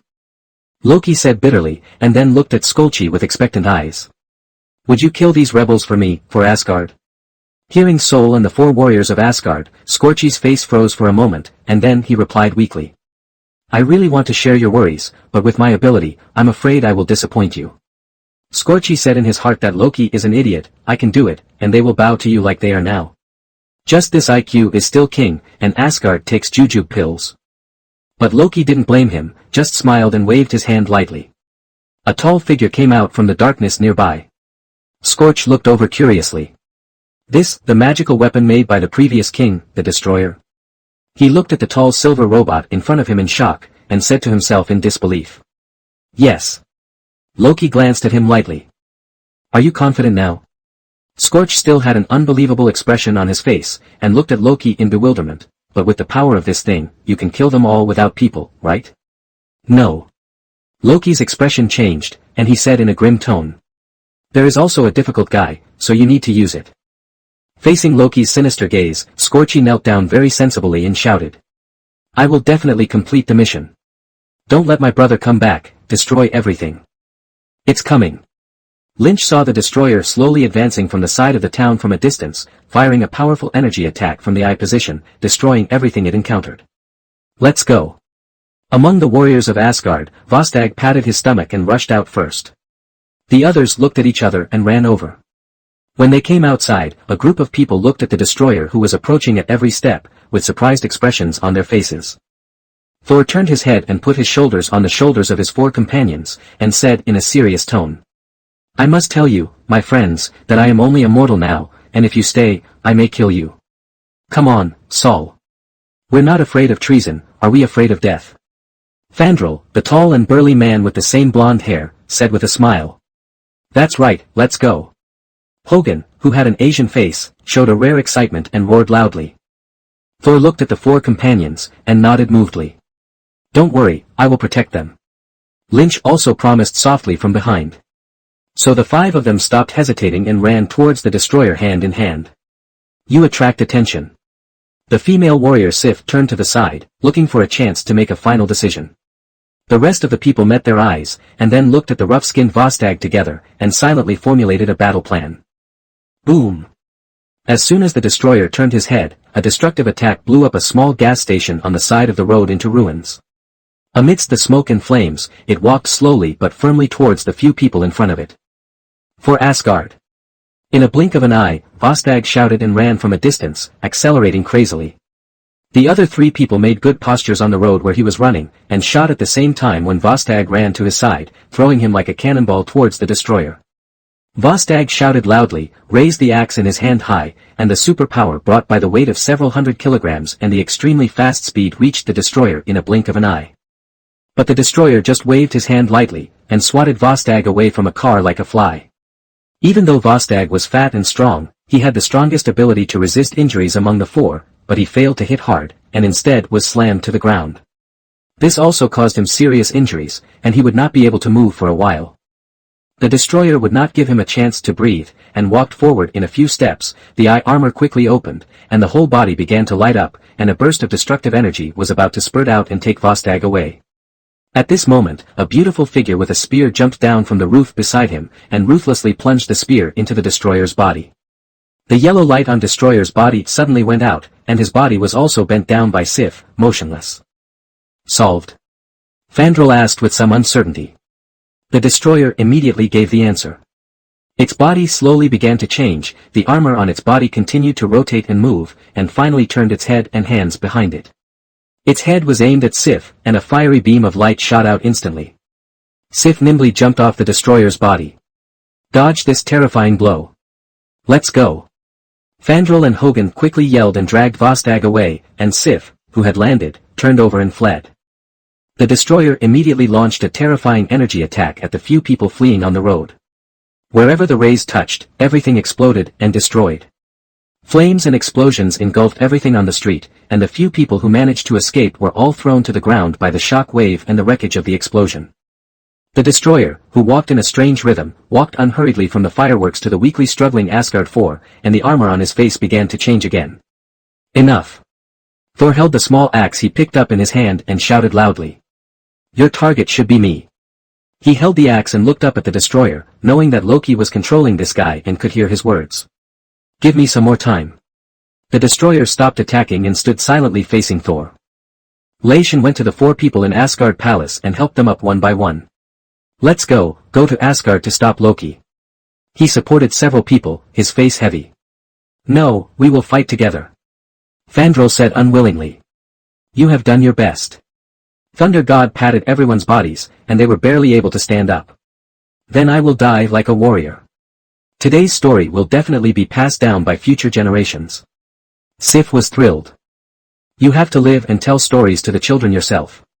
Thor said to several people seriously. What would you do? Hogan looked concerned. Don't worry, I have other plans. Thor smiled, as if there was something he could do. Before the words fell, the destroyer landed another destruction ray beside them. Let's go. Thunder God roared loudly, and the 4 of them could only support each other and start to retreat. However, he lightly dropped the axe in his hand to the ground, and walked towards the destroyer with a complex expression. Thor finally understands what the test is, and understands the mistakes he made in the past. Brother, no matter how I wronged you, no matter what I did wrong to anger you, no matter whether I led you to what you did today, I apologize to you. As Thor spoke, all the things that happened with Loki over the years gradually appeared in his mind. Loki has always been very naughty, always playing tricks, and even often playing pranks on Thor, but Thor never takes these little things to heart. But I don't know when it started, Leishan couldn't understand his younger brother more and more. An invisible gap gradually appeared between the two. In the past, he didn't understand, nor was he willing to understand this barrier. But everything he experienced in the atrium gradually made him understand that he had done many things wrong in the past. So even if Loki went to the step of seeking power and usurping the throne, or even killing him, Thor was only willing to believe that it was his previous mistakes. His own arrogance and brutality lead Loki, who is cunning by nature, to go astray. And all of this should be borne by me, the elder brother, and I have the responsibility to lead him back to the right path. But these people are innocent, killing them does not bring you glory. Yes, killing doesn't solve the problem. Why did I always think that violence could solve all problems? What is more precious than killing and violence is love and compassion, these things are the things that can bring peace and beauty. If you want to kill, just kill me, immediately truce. As soon as the words fell, Thor just walked in front of the destroyer, stood still, and looked at the tall destroyer. The yellow light on the destroyer's face slowly dissipated, and then slowly turned around. There was a gratified smile on Thor's face, he thought Loki had listened to his words. But the destroyer suddenly raised his hand and sent Thor flying. For a moment, Thor, who was in a mortal body, was thrown out more than 10 meters, and when he landed, he could only see the air coming out but not the air coming in. Can't live. Soul. Seeing that Thor was knocked out by the destroyer, and flew upside down more than 10 meters and landed on the ground with no idea of life or death, Jane finally couldn't bear it and rushed up with a loud shout.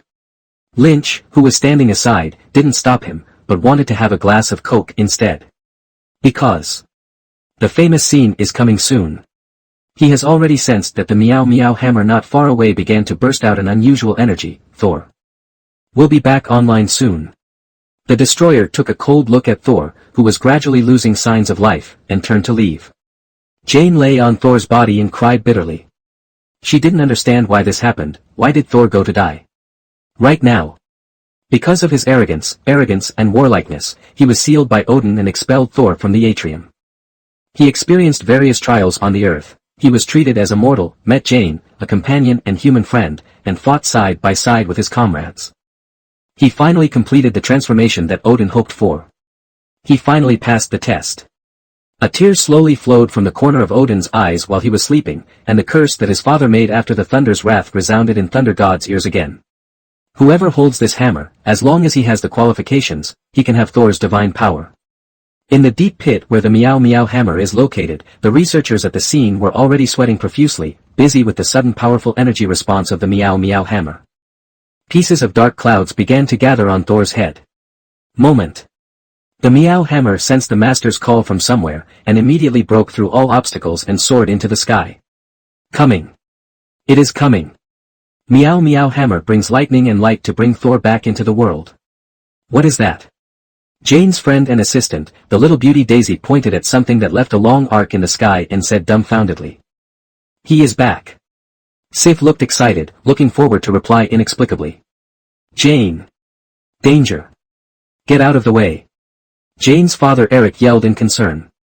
Jane also looked up to the horizon in surprise when she heard the voice. Lynch appeared next to Jane in a flash, and pulled her aside. Lynn, what happened?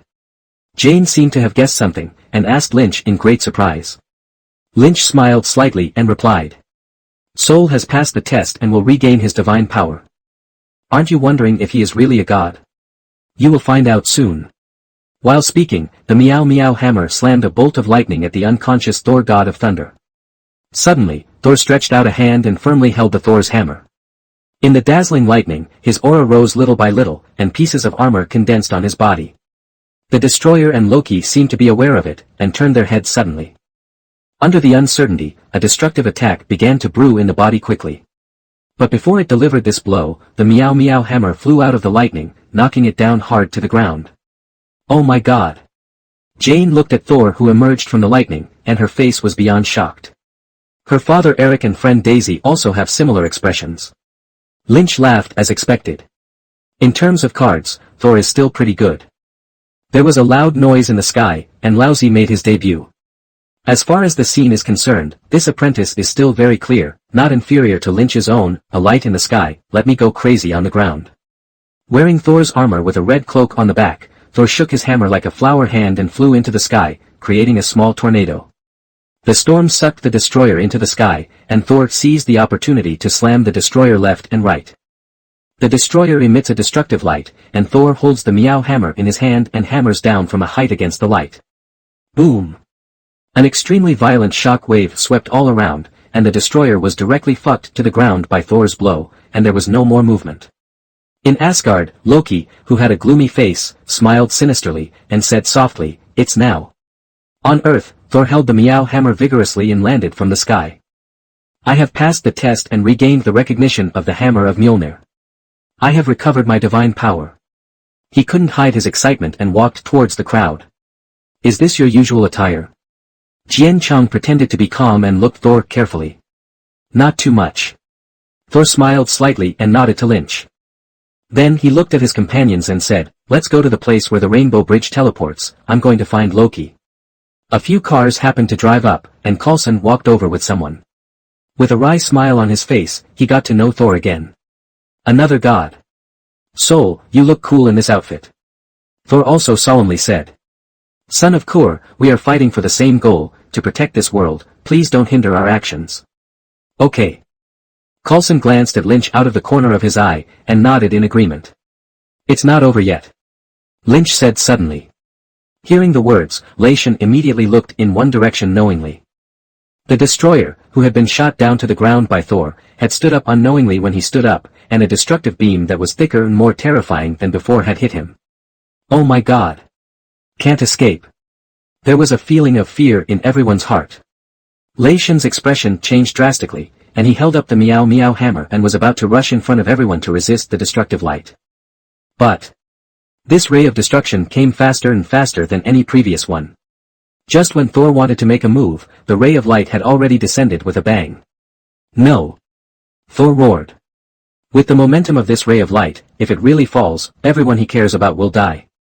Even if he restores Thor's divine power, it won't help. But a second later, Thor found that there was no explosion. He raised his head and saw the figure in front of everyone. Lynch. The one who predicted everything, helped him pass the test, and regained his divine power. The one who comforts and encourages him when he is sad. The person who swore an oath to serve for life. If the behavior that day was due to drinking, he did it impulsively, with some irrationality, and he still has a little lump in his heart after he wakes up. So at this moment, Thor is almost grateful to Lynch in his heart. Thor almost made a new oath in his heart. Are you all right? Lynch was in the air and asked the people behind him. He was also a little bit blind in his heart, who knew that Loki had done a tricky operation, directly assigning a driver to the destroyer. However, it seems that the destroyer's power has greatly increased, and even this destructive light is powerful. Just now, Lynch used his thermal vision to bombard the ray of destruction and discovered that this ray, almost catching up with his own thermal sight. I am a 70% template youth Superman. It can only be said that Mr. Odin has something. We're fine. The people behind all replied out loud, unable to take their eyes off Lynch. Is this Superboy? This is the god of the earth. Their three views gradually collapsed, and their hearts became a little numb. Even if an old man with a white beard says that he is God at this moment, they can all believe it. Loki. Thunder God shouted and waved his hammer, and rushed towards the destroyer with the hammer directly. But he flew backwards at a faster speed, exactly like Vostag. Then another ray of destruction followed, and Lynch quickly blocked it. Soul, leave this guy to me, you go to the location where the Rainbow Bridge is teleported first. Lynch looked at Thor, who was full of little stars, and said, Destroyer. I heard that this thing is indestructible and immune to physical damage. It's a good sandbag. Lynn, you are alone. Thor struggled to his feet to fight alongside Lynch. Don't worry about me, it's just a weapon. Lynch smiled slightly, and then his figure disappeared from everyone's sight. Boom! There was a loud noise from the destroyer in the distance, and it was kicked away by Lynch, who suddenly appeared behind him like a broken sack. The destroyer rolled and flew far away before regaining his footing, and a ray of destruction burst out. Lynch didn't even bother to dodge, and pointed the needle directly at the wheat on, and two hot eyes shot out. Boom! An extremely powerful explosion sounded instantly, blowing everything around into the air. Let's go.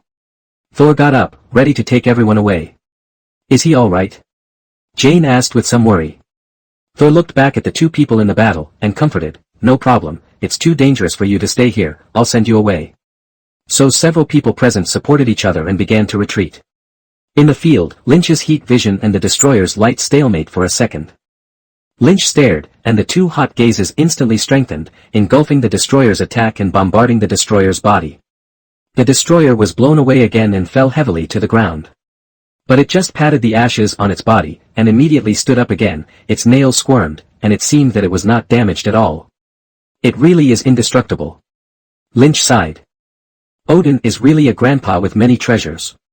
Even his vest is so powerful. It's a pity that no matter how powerful the equipment is, it must be used by powerful people. Entering this black-armored brother, with Lynch's super-powerful brain, he discovered his identity in just an instant. It was the boy in Thor 3 who was in charge of the Rainbow Bridge after Heimdall left Asgard, and Hela, the goddess of death, invaded Asgard and immediately defected. Although at the end of the movie, this guy couldn't stand Hela's killing, and stayed in Asgard, which was about to be destroyed, to continue to resist for the evacuation of the people of Asgard, but there is no doubt that he is a weak chicken, and he even fights with two guns in the movie. He is simply a wonder among Asgardian warriors. In fact, this is also the case. Skulky, who is in the destroyer, has a saying in his heart that MMP doesn't know whether to say it or not. Well, you Loki, you really don't have any good intentions. Is this guy on the opposite side human? He actually toughened the destroyer, and could overwhelm the destroyer. Your brother may not be able to beat this guy, right? What am I going to do with Skulky? We are not your father Odin, if we are found out, we must die on the spot. My life is miserable. Although he thought so in his heart, he quickly controlled the destroyer to get up and face Lynch. Because according to his own estimation, running is impossible. The only chance is to continue the war of attrition with the destroyer's invincibility. Drag. It has been delayed until Lynch's physical strength is weak, then he will have a chance. Lynch didn't know his plan, if he knew. It is estimated that Deli blossoms. Captain America often says to the enemy with a cup, I can fight you like this for a day. And in the sunny weather, Lynch said that I can fight with you forever. Drink. Lynch punched hard on the hard shell of the destroyer, and the destroyer directly pressed a deep hole out of the ground, and the armor on his body shook endlessly. Before the destroyer could get up, Lynch turned over and sat on its huge body, his fists raining down. Regular punches in a row.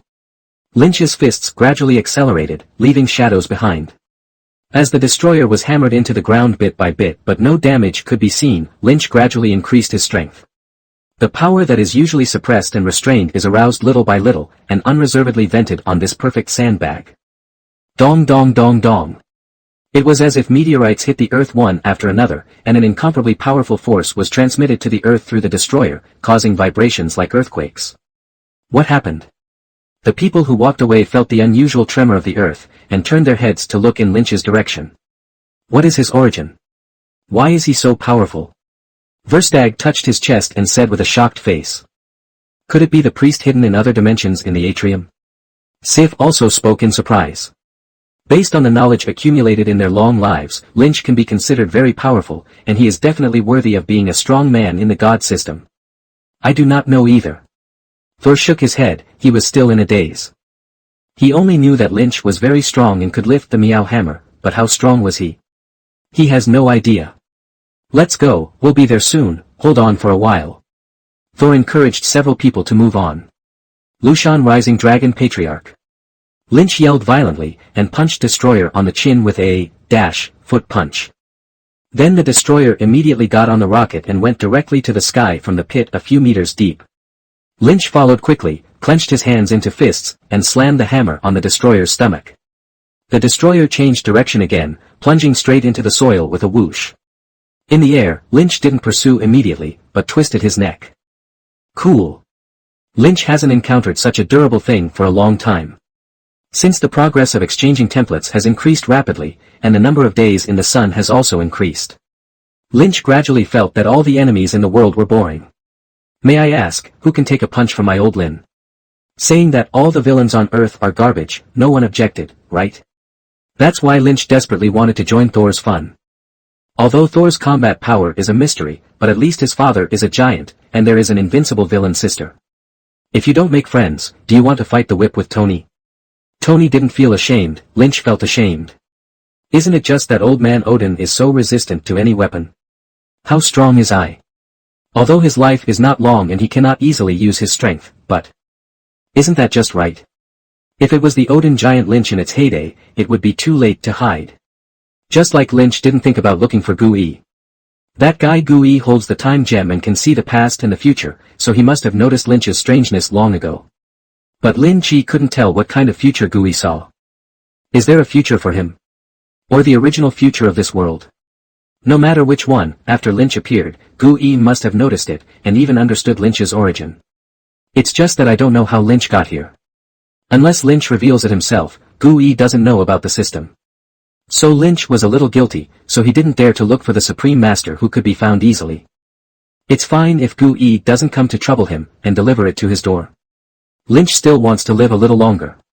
Having said that, after warming up, Lynch is ready to kill the Destroyer. Call it a day and go to Asgard early. Marvel is here, can you not go to Asgard to check in? If you go later, there will be no such place. Thinking in his heart, Lynch's eyes blazed, and two powerful and terrifying hot gazes rushed out. In an instant, the Destroyer was swallowed by the heat sight. But a few seconds passed, and Lynch frowned. He saw that the Destroyer didn't show any signs of melting or burning. It seems that the heat vision is not powerful enough. What can we do about it? Putting away his thermal vision, Lynch's super brain worked quickly. After a while, he thought of an ability that he hadn't used against the enemy yet. Freezing breath. Usually the biggest role is to freeze coke. The degree of common use is comparable to that of hot sight cigarette lighting. But Lynch has yet to use it against an enemy. Because in terms of power, the hot line of sight is more direct and domineering, and everything turns into ashes with a stare. But at this moment, if thermal vision doesn't work, the frozen breath can just restrain it. Thinking about it, Lynch took a deep breath. Call. A gust of cold wind whizzed out from his mouth, turning everything on the road into frost, snow, and ice. The Destroyer who had just experienced the lava purgatory was frozen into a huge ice sculpture in a blink of an eye. Lynch kept breathing for a few minutes, turning his surroundings into a strange world of ice and snow. Warning you not to come out, or I will continue to beat you. Landing in front of the destroyer, Lynch warned lightly. That is to say, he was frozen and unable to move, otherwise Scorchy would definitely nod his head violently. Good guy, this devil can finally let me go. With this punch, Skulky was afraid that the destroyer would not be able to withstand it, so he took a punch and died on the spot. If it's freezing, let's freeze it, it'll be colder, at least there's no danger. Scorky secretly swore in his heart, even if the ice melts, I will still install the ice sculpture, and I will not move it. Estimating that this guy would not dare to run out by himself, Lynch looked up a few times before flying to the teleportation location of the Rainbow Bridge with confidence. Time rewinds to a few hours ago. Loki came back from somewhere dark and bumped into the long-awaited Heimdall head-on. Heimdall held the giant sword, stopped Loki with unkind eyes and asked. Loki, tell me, how did you bring the frost giants to Asgard? Loki stopped and said calmly. Do you think that the Rainbow Bridge is the only way to enter Asgard? Even you can't see all the passages of the two worlds. As he spoke, his eyes turned cold. But I don't need it anymore, I'm king now. You have been relieved of your duties as a gatekeeper for committing treason. And you are no longer a citizen of Asgard. Then I don't have to obey you anymore. As soon as the words fell, he suddenly turned against him, raised his giant sword and slashed at Loki. For Heimdall, it doesn't matter who succeeds the king, that is Odin's power. But Loki brought the frost giants to Asgard. What is Loki going to do? Bringing his compatriots who have a generational enmity with Asgard to Asgard, what else can he do? This is an invasion. And an invasion led by the man who has taken the throne of Asgard. If Loki is not stopped, Asgard will perish forever. If Loki was only fighting for the throne as the second son of Odin, then Heimdall would not bother to care about him even if his intentions were not righteous and his blood was not pure. If Loki wants to be a frost giant who leads his compatriots to invade Asgard, Heimdall will never allow it. Thousands of years ago, Heimdall made an oath. I am the gateway to Asgard, and I will block all intruders for Asgard. Loki, look at the sword. The insidious and cunning Loki had expected it a long time ago, so he took out something calmly and pointed it at Heimdall, and a gust of cold gushed out in an instant. Heimdall, who was unprepared, was hit immediately, and a sword stabbed Loki's face, but he couldn't move any further, and his whole body turned into an ice sculpture. At this time, Loki's skin on his face and hands had changed into a blue-gray color similar to that of the frost giants due to the use of the treasure of the frost giants, the ice treasure box, which looked very strange and permeable. Seeing that Heimdall was restrained, he smiled coldly and put away the ice treasure box with a slight movement of his hands. Finally, no one can stop me. I want to kill everyone who stops me, and I want to become the true king of the 9 realms. After the destroyer was frozen into an ice sculpture by Lynch, Loki resentfully poked the ground twice with the scepter in his hand. Lynch. It's Lynch again. Damn guy. I must play you to death. He turned around and came in front of a group of frost giants, expressionlessly said. Welcome to Asgard. Where's Odin? The eyes of Lao Fei who took the lead were bright. He had been waiting for this day for a long time. Follow me. Heimdall. Take us back to Asgard. Stepping on a strange pattern, Thor shouted to the sky. The rest of the people were all looking forward to it, and Lynch was also looking at the pattern with curiosity. Heimdall. Thor shouted again in doubt. Heimdall should be able to see this, right? Why don't you activate the Rainbow Bridge for me? I have passed the test. Can't return to Asgard yet. Heimdall. In Asgard, which is far outside the Earth's dimension, Heimdall in the ice sculpture has sensed Thor's call and is struggling desperately. After a long time, a crack finally appeared in the ice sculpture. In just a few seconds, Heimdall escaped from the trap and killed several frost giants guarding him one after another. Then, he staggered to the place where the Rainbow Bridge started, inserted the sword in his hand, and started the Rainbow Bridge. In an instant, a beam of light pierced through the two worlds. Coming. Seeing that the Rainbow Bridge has finally started, Thor couldn't help but get excited, and finally. The ordealed prince can return to his kingdom of Asgard. However, this also means that his prince adventures is over. It's time to part ways with girlfriends, companions and friends on Earth. He came to Jane and hugged her, and said softly. I'm going back to Asgard to settle this matter, but I promise I'll come back to you. Looking at Jane who was staring at him affectionately, he said again. That's a deal. Jane just replied softly. It is good. The two then kissed passionately. Are you done? Lynch stood outside the circle and waited impatiently, and interrupted ignorantly. Thor smiled, then glanced at a few Earth friends. Goodbye, my friends. As he spoke, he led Lynch and the warriors of Asgard into the aperture of the Rainbow Bridge. Lynch only felt a huge traction force coming towards him, and instinctively wanted to use the life force field to resist, but he quickly realized that there was no resistance. It felt like in the blink of an eye, several people traveled through space and dimensions to the legendary Asgard. The light faded away, and they saw Heimdall and Frost Giants. Jordans. The Frost Giants have invaded again. The expressions of several Asgard warriors changed drastically, and before they could get to know the situation with Heimdall, they fought with several Frost Giants. There were only 7 or 8 Frost Giants who broke in here, and 2 of them chose Lynch, who looked the weakest, to attack. Facing the tall and ugly Frost Giants, Lynch directly annihilated their bodies silently with 2 hot gazes. However, there are quite a few of these Frost Giants. At this time, Asgard is already raging, and fighting is going on everywhere. Several people were stronger than ordinary Frost Giants, and the battle ended in 3 minutes, and then they surrounded Heimdall. To Odina, they're gone. Heimdall sat leaning on the sword, his expressionless face was covered with exhaustion. Forest. Thor looked at Lynch. You lead the way. Lynch spoke. It's all here, definitely hit a wave of giant kings. Thor nodded, swung the hammer and swung it hard. The whole person was driven by the hammer and flew into the distance. Lynch followed quickly, and his eyes continued to emit hot gazes to clean up the Frost Giants he encountered on the road. After a while, the 2 arrived outside Odin's residence. Come in.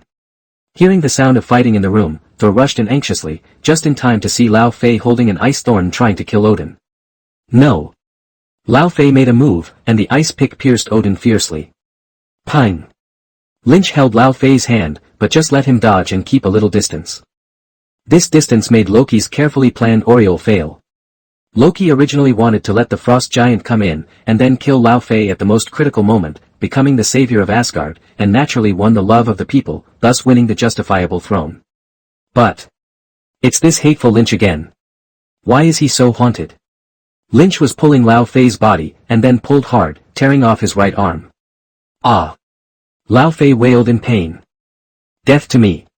Under the severe pain, Lao Fei rushed towards Lynch with a hideous face. Z-. The light flashed, and Lao Fei instantly turned into a huge charred corpse. This Frost Giant is too good, right? You fell down before I could do anything. Slandering secretly, Lynch looked at Loki. I saw our pranks, and the god of tricks was staring at himself angrily. I'm in a hurry, don't I just grab your head? As for being so angry. Small. The pattern is small.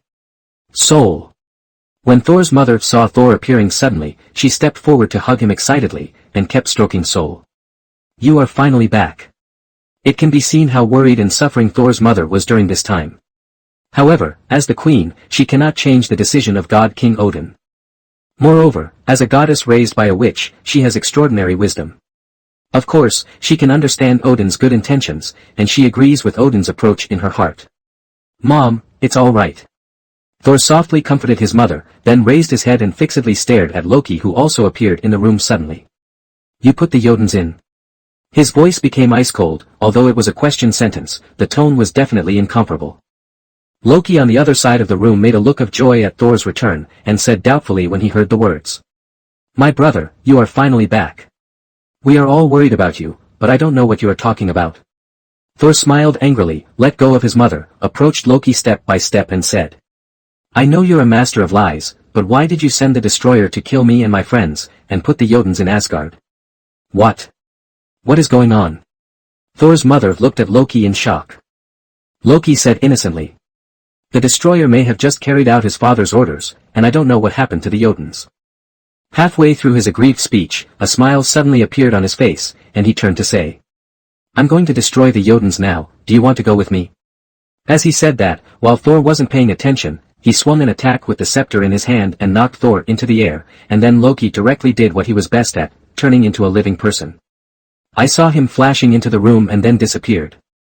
He slipped outside at the speed of light, and went to the control hub of the Rainbow Bridge.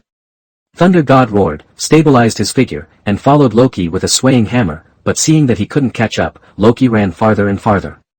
A deep, sinister smile flashed across Loki's face, as if taking pride in Thor's dullness. Loki, long time no see, have you forgotten me? At this moment, Lynch fell from the sky, slapped the running Loki on the ground with a big slap, and then smiled. Send the destroyer to kill your brother, lure the Jotuns to kill Odin, and you kill them again, and finally become the only king. Crouching down, Lynch mocked with disdain. You kid is quite good at playing with the power of the Emperor. It's a pity that you didn't reincarnate in my ancient kingdom of heaven. Loki got up from the ground angrily, looked at this guy who repeatedly ruined his good deeds, and the guy who was almost haunted roared. Lynch. This is our Asgard matter, and it's not your turn to intervene. Do you want to cause a war between the two domains? No, he is also half of Asgard. I have become his disciple, so he can take care of things here. Thor, who arrived wielding the Meow hammer, said coldly. Soul, are you crazy? As the son of Odin, god of thunder, you are a disciple of this guy who doesn't know where he came from? You are a shame to us Asgard. Loki's words and expressions no longer concealed his anger and hatred. That's better than colluding with those ugly and stupid frost giants, right? Aren't you Asgardians and Jotun's enemies for generations? Lynch pretended to be puzzled and said, and then seemed to suddenly realize. It seems that you kid is the frost giant you picked up. Oh, then it's fine, then you did a good job. To shut up. Rocky became furious, and directly took out a blue and white box and pointed it at Lynch. It is the most precious artifact of the frost giant lineage, the ice treasure box. Holding the ice treasure box, the skin of Loki, who is a frost giant, instantly turned gray and ugly, and he activated the artifact without hesitation. A cold wind suddenly howled and swept towards Lynch. Give me death. Lynch snorted, thinking to himself, I'm not afraid of this. Ice treasure box.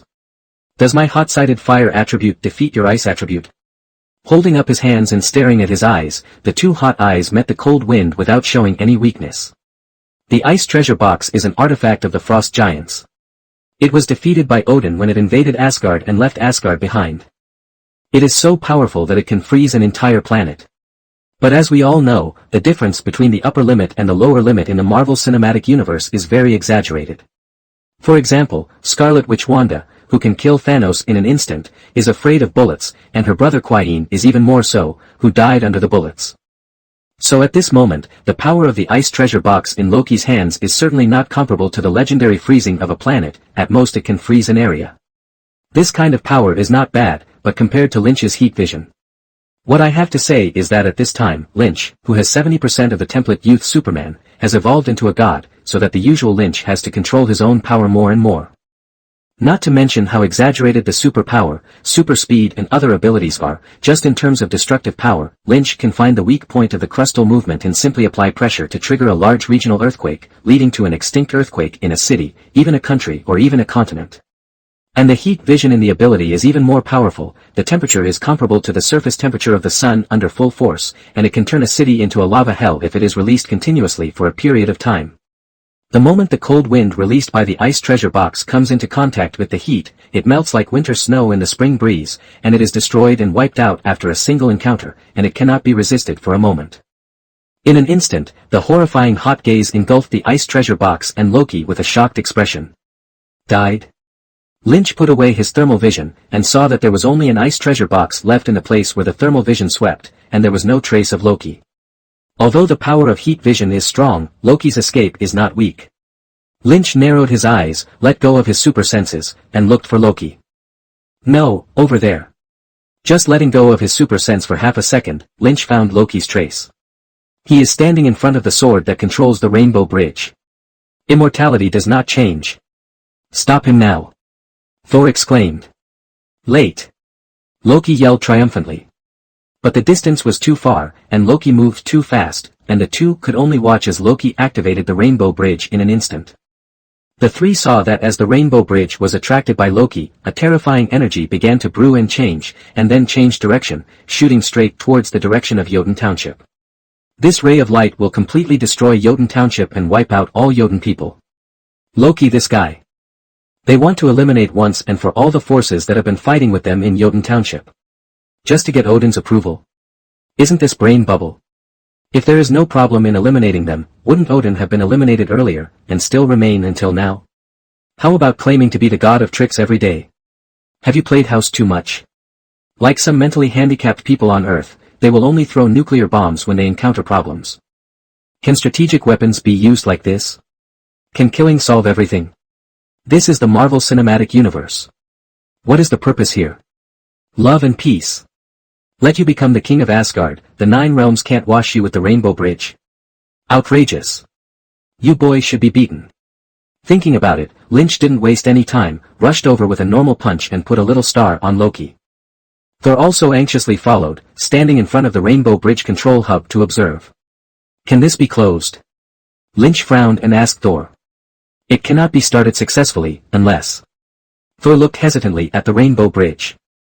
Seeing what Thor meant, Lynch scratched his head. According to the development of the plot, it should be Thor who destroyed the Rainbow Bridge and prevented the destruction of Jotun Township. Thor has thus completed a perfect transformation from a warlike reckless man who just appeared on the stage to a king who understands mercy in the end. But... the Rainbow Bridge is destroyed, how do you guys go back to Earth? While Asgard has other dark magics for teleportation. Who knows if it's reliable or not? What if you have to prepare for 10.5 months? It's fine if Thor stays in Asgard, he's a local, so what's the matter with me here? We still have a Black Widow in our house. Even if she won't run off to meet other men because her boyfriend has been missing for a long time like Thor's girlfriend Jane, then there is no good juice to eat, right? Don't be impulsive, I'll try to see if there is another way. Lynch hurriedly uttered a voice to stop Thor, trying to see if there was any other way to prevent the Rainbow Bridge from destroying Jotun Township. The body fluttered, and seeing Thor gradually calm down, Lynch sighed secretly. These two brothers are one by one, how can they only cause destruction? One initiates the destruction of the Rainbow Bridge, and the other directly destroys the Rainbow Bridge. In mid-air, Lynch observed the Rainbow Bridge carefully, while calmly and quickly analyzing the Rainbow Bridge. After a while, Lynch came to a conclusion. Well, this thing is black technology, it's really hammered, and I can't figure it out. What can I do? I am also very disappointed. My system does not have Kryptonian technology either.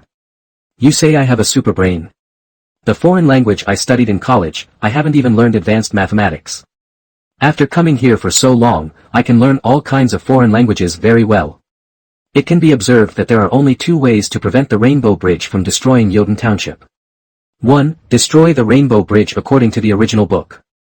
2. Let the beam of light of the Rainbow Bridge be offset or offset.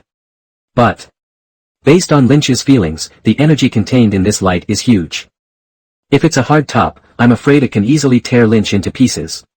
But after thinking about it, it seems that it doesn't have to be completely offset, just a slight offset. You can give it a try. So Lynch held his breath, and his 2 thick and hot eyes hit the beam of light of the Rainbow Bridge heading towards Jotun Township in an instant. The beam of light emitted by the Rainbow Bridge was disturbed by the thermal sight, and immediately lost its original stability, and the beam of light containing endless energy began to visibly fluctuate with the naked eye.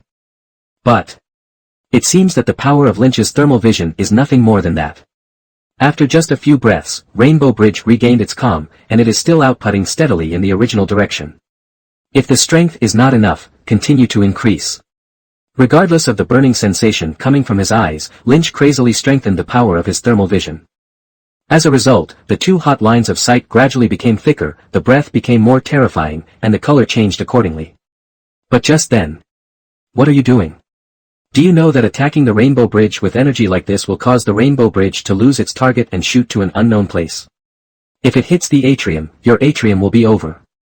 Loki, who didn't know when he woke up, looked at Lynch like a fool, and said to him with a sneer. What?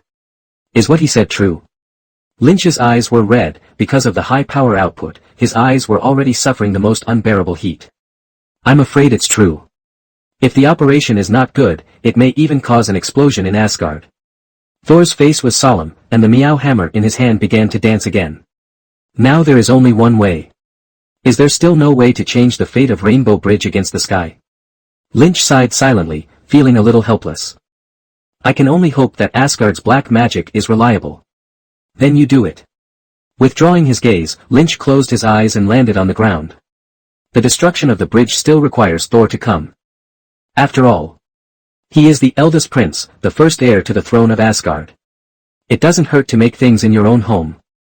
How outrageous that I, an outsider, destroyed the Rainbow Bridge. What if Odin wakes up and blackmails me?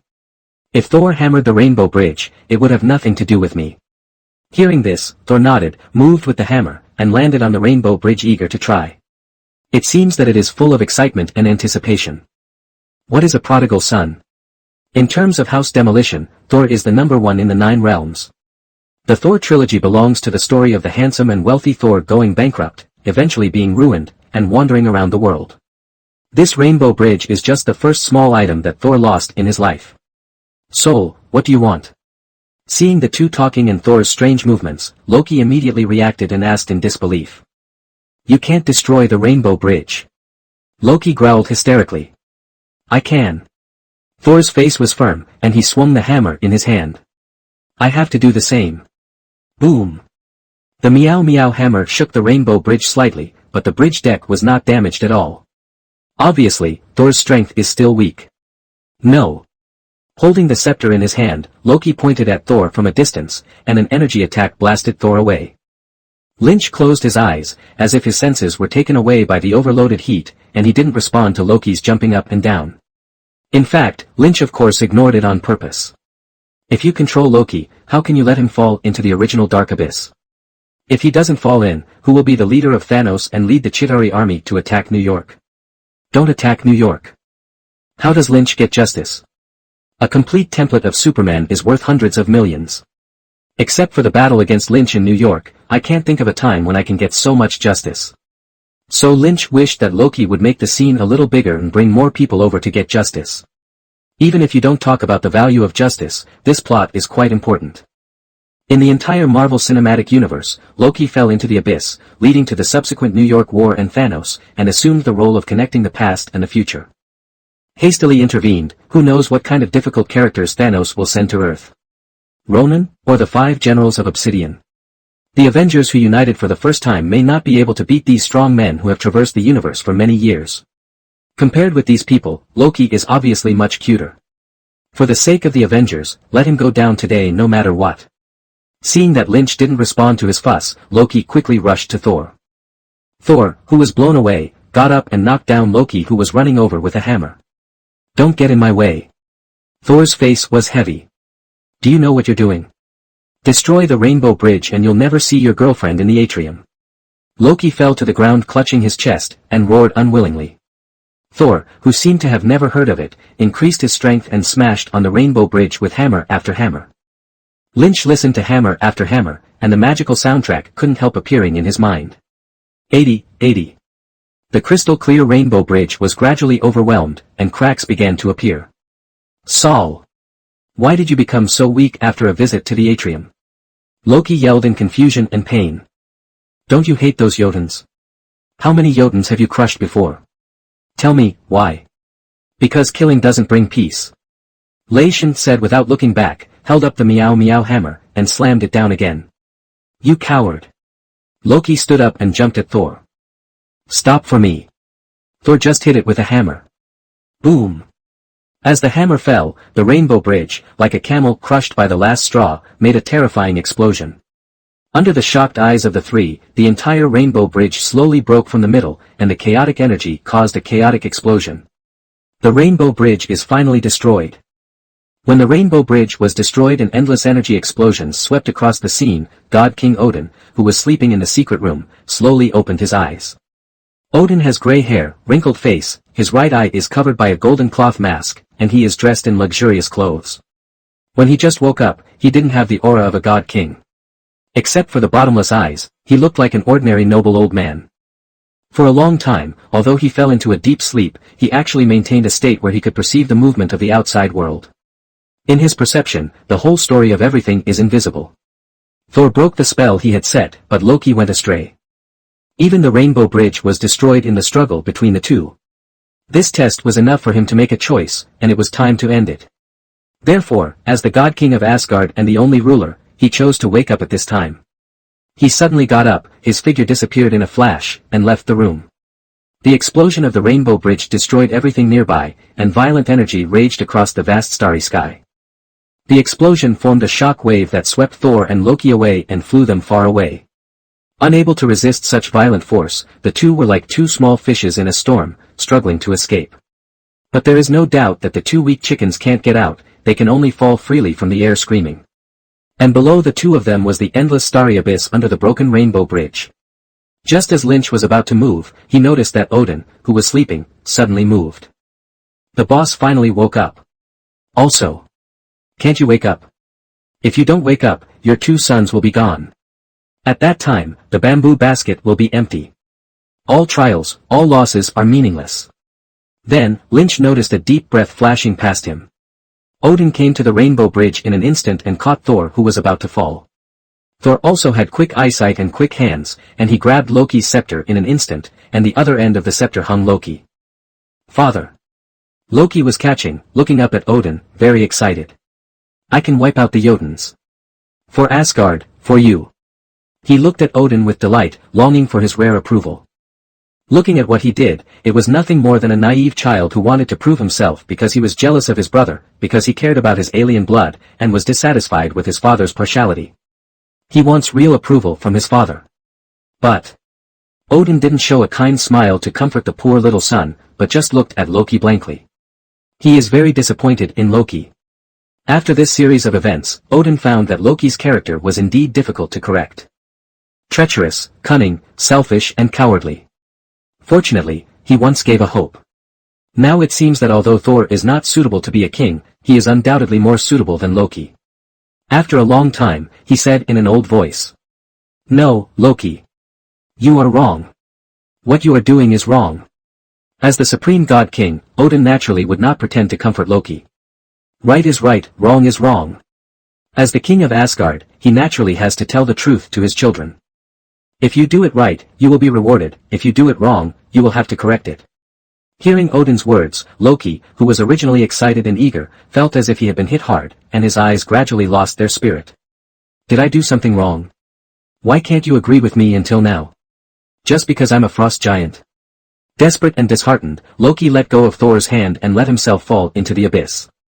If so, what's the point of living? Let Thor inherit the throne and lead Asgard. No. Loki. No.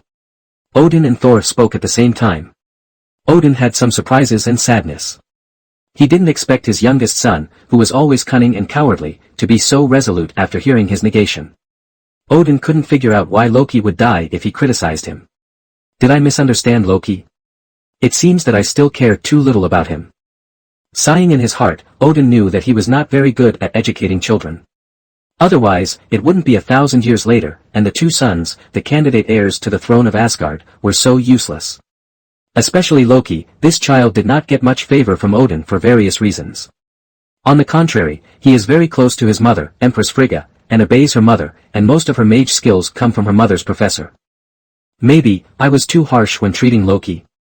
Thor looked at Loki, who disappeared from sight, with a painful and sad expression. He treats Loki like his own brother, and his affection is extremely sincere, even after knowing that Loki is actually a frost giant. Even after all the shit Loki did, Thor didn't hold a grudge against Loki. Because as an elder brother, he has an infinite tolerance and strong desire to protect his younger brother. Now that Loki has fallen into the abyss, life and death are unpredictable, and he is helpless, Thor is of course distraught. He couldn't help thinking of Lynch's prophecy in his heart. Could this be the beginning of his tragic fate? If possible, Thor is willing to replace him with his own body, in exchange for falling into the abyss of this world tree. While the two fell into different kinds of reflective grief, one felt it was unnecessary. Even when Loki fell in, a classic line was automatically filled in his mind. I will definitely be back. Lynch is looking forward to the day when Loki comes back proudly with the Chitauri army, the expressions of Thor and Odin. But, will the plot still develop along the original route? After seeing her own strength, how will the wise second Princess Rocky stage her return of the king? If it's just a Chitauri army at the level of the original plot. Lynch, who has heat vision, thinks that dealing with it is as easy as playing a plain war. As long as the unpretentious mobile ray can solve the army falling from the sky. If Loki understands this, he will definitely find a way to solve himself. I just don't know what method he will come up with. However, when soldiers come to block, water comes to cover. Lynch is fearless. While thinking about it, Odin pulled Thor up, and then looked at Lynch in the distance. Sensing Odin's gaze, Lynch smiled slightly, stepped out a few steps, and came to the two of them. This is Lyn, he is from Atrium, he has helped me a lot. Thor opened his mouth and introduced. I know. Odin looked calm. Father Odin of Asgard, greetings to you. Lynch smiled and saluted Odin slightly to express his respect. Although this big boss is in decline, he is still the master of the 9 realms. A skinny camel is bigger than a horse. Hearing this, Odin also replied friendlily. Lynch, a traveler from afar. He stared at Lynch, as if stars were born and destroyed in his one eye. Hello. Travelers from afar. Lynch's heart skipped a beat. Really big guy. He could really guess a little bit about his own origin. Let's go in and talk. With that said, Odin walked slowly ahead. Resplendent and magnificent palace. Odin sits high on the throne, Lynch and Thor stand below. Saul, you've done a good job these days. Odin praised, with a relieved tone, like an old father who has seen his child grow up. Thunder God heard the words, smiled calmly, shook his head and said. I used to be too willful. Odin nodded and continued.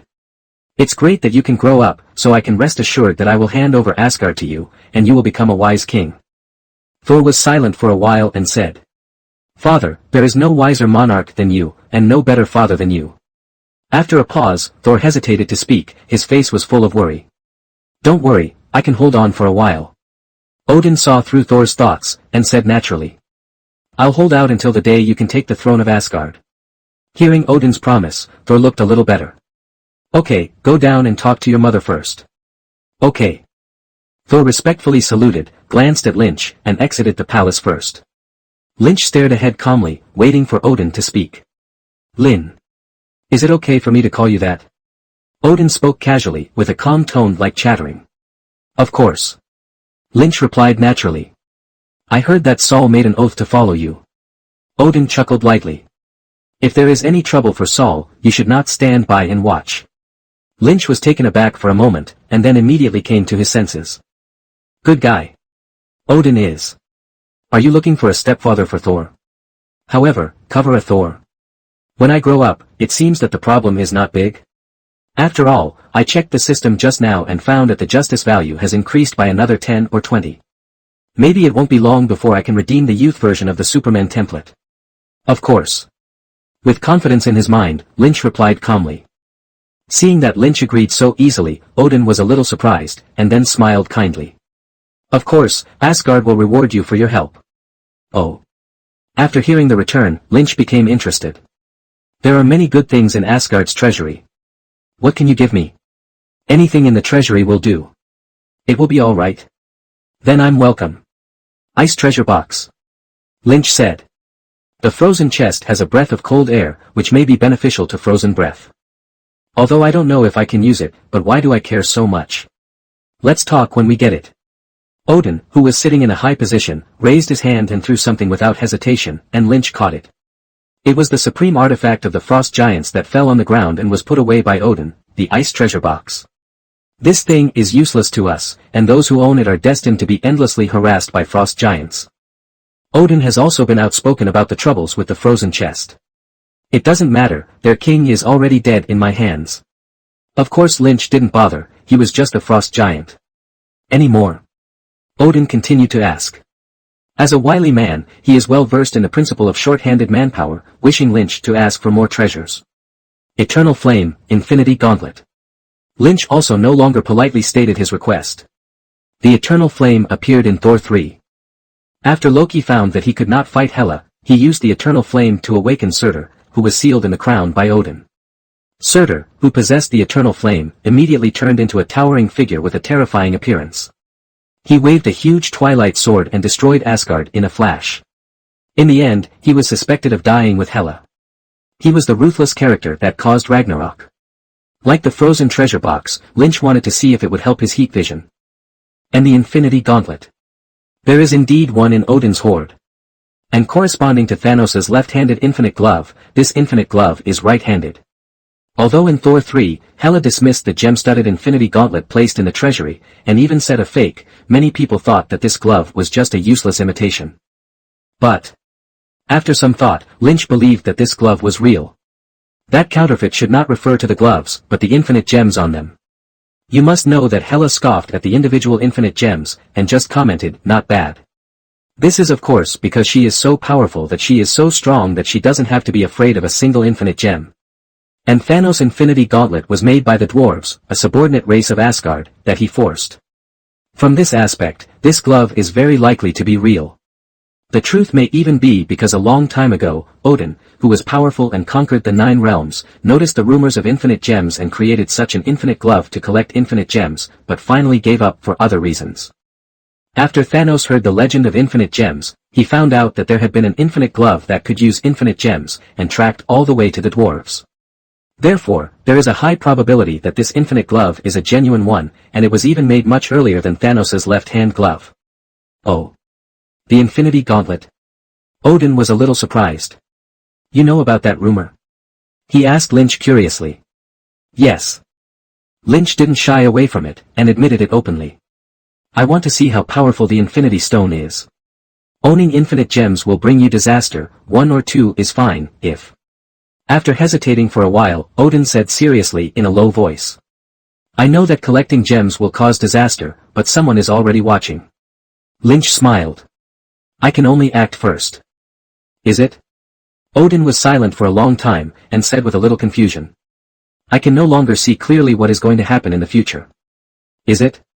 After pondering for a while, Lynch thought about Odin's words. The original future of the Marvel Cinematic Universe has been changed by himself, so does Odin sense the chaos in the future? What can you see? Odin got up and walked towards Lynch. He walked slowly, his one eye full of worry. Lynn, I can only feel one thing, the future. Odin spoke slowly, and while dragging his tune, he came to Lynch and looked at the young man in front of him. The future is changed, very messy, and you are the source of the change. He paused for a moment, then continued. Your origin is a mystery, and your strength is constantly getting stronger. One day, you will be in the most important position and make a decision that affects countless people. Odin's tone gradually became heavy, and Lynch also frowned. So you can take whatever you want, even the throne of Asgard, the seat of the Lord of the 9 worlds. King of Asgard. Lord of the 9 realms. What do you want that thing for? What exactly is Odin trying to say? Lynch couldn't understand Odin's deep meaning. I hope you can understand that the future has changed, you have to wake up. Future, changed. Lynch remained silent, villains flashed through his mind, and finally settled on Thanos, who snapped his fingers. So will Thanos change his strategy?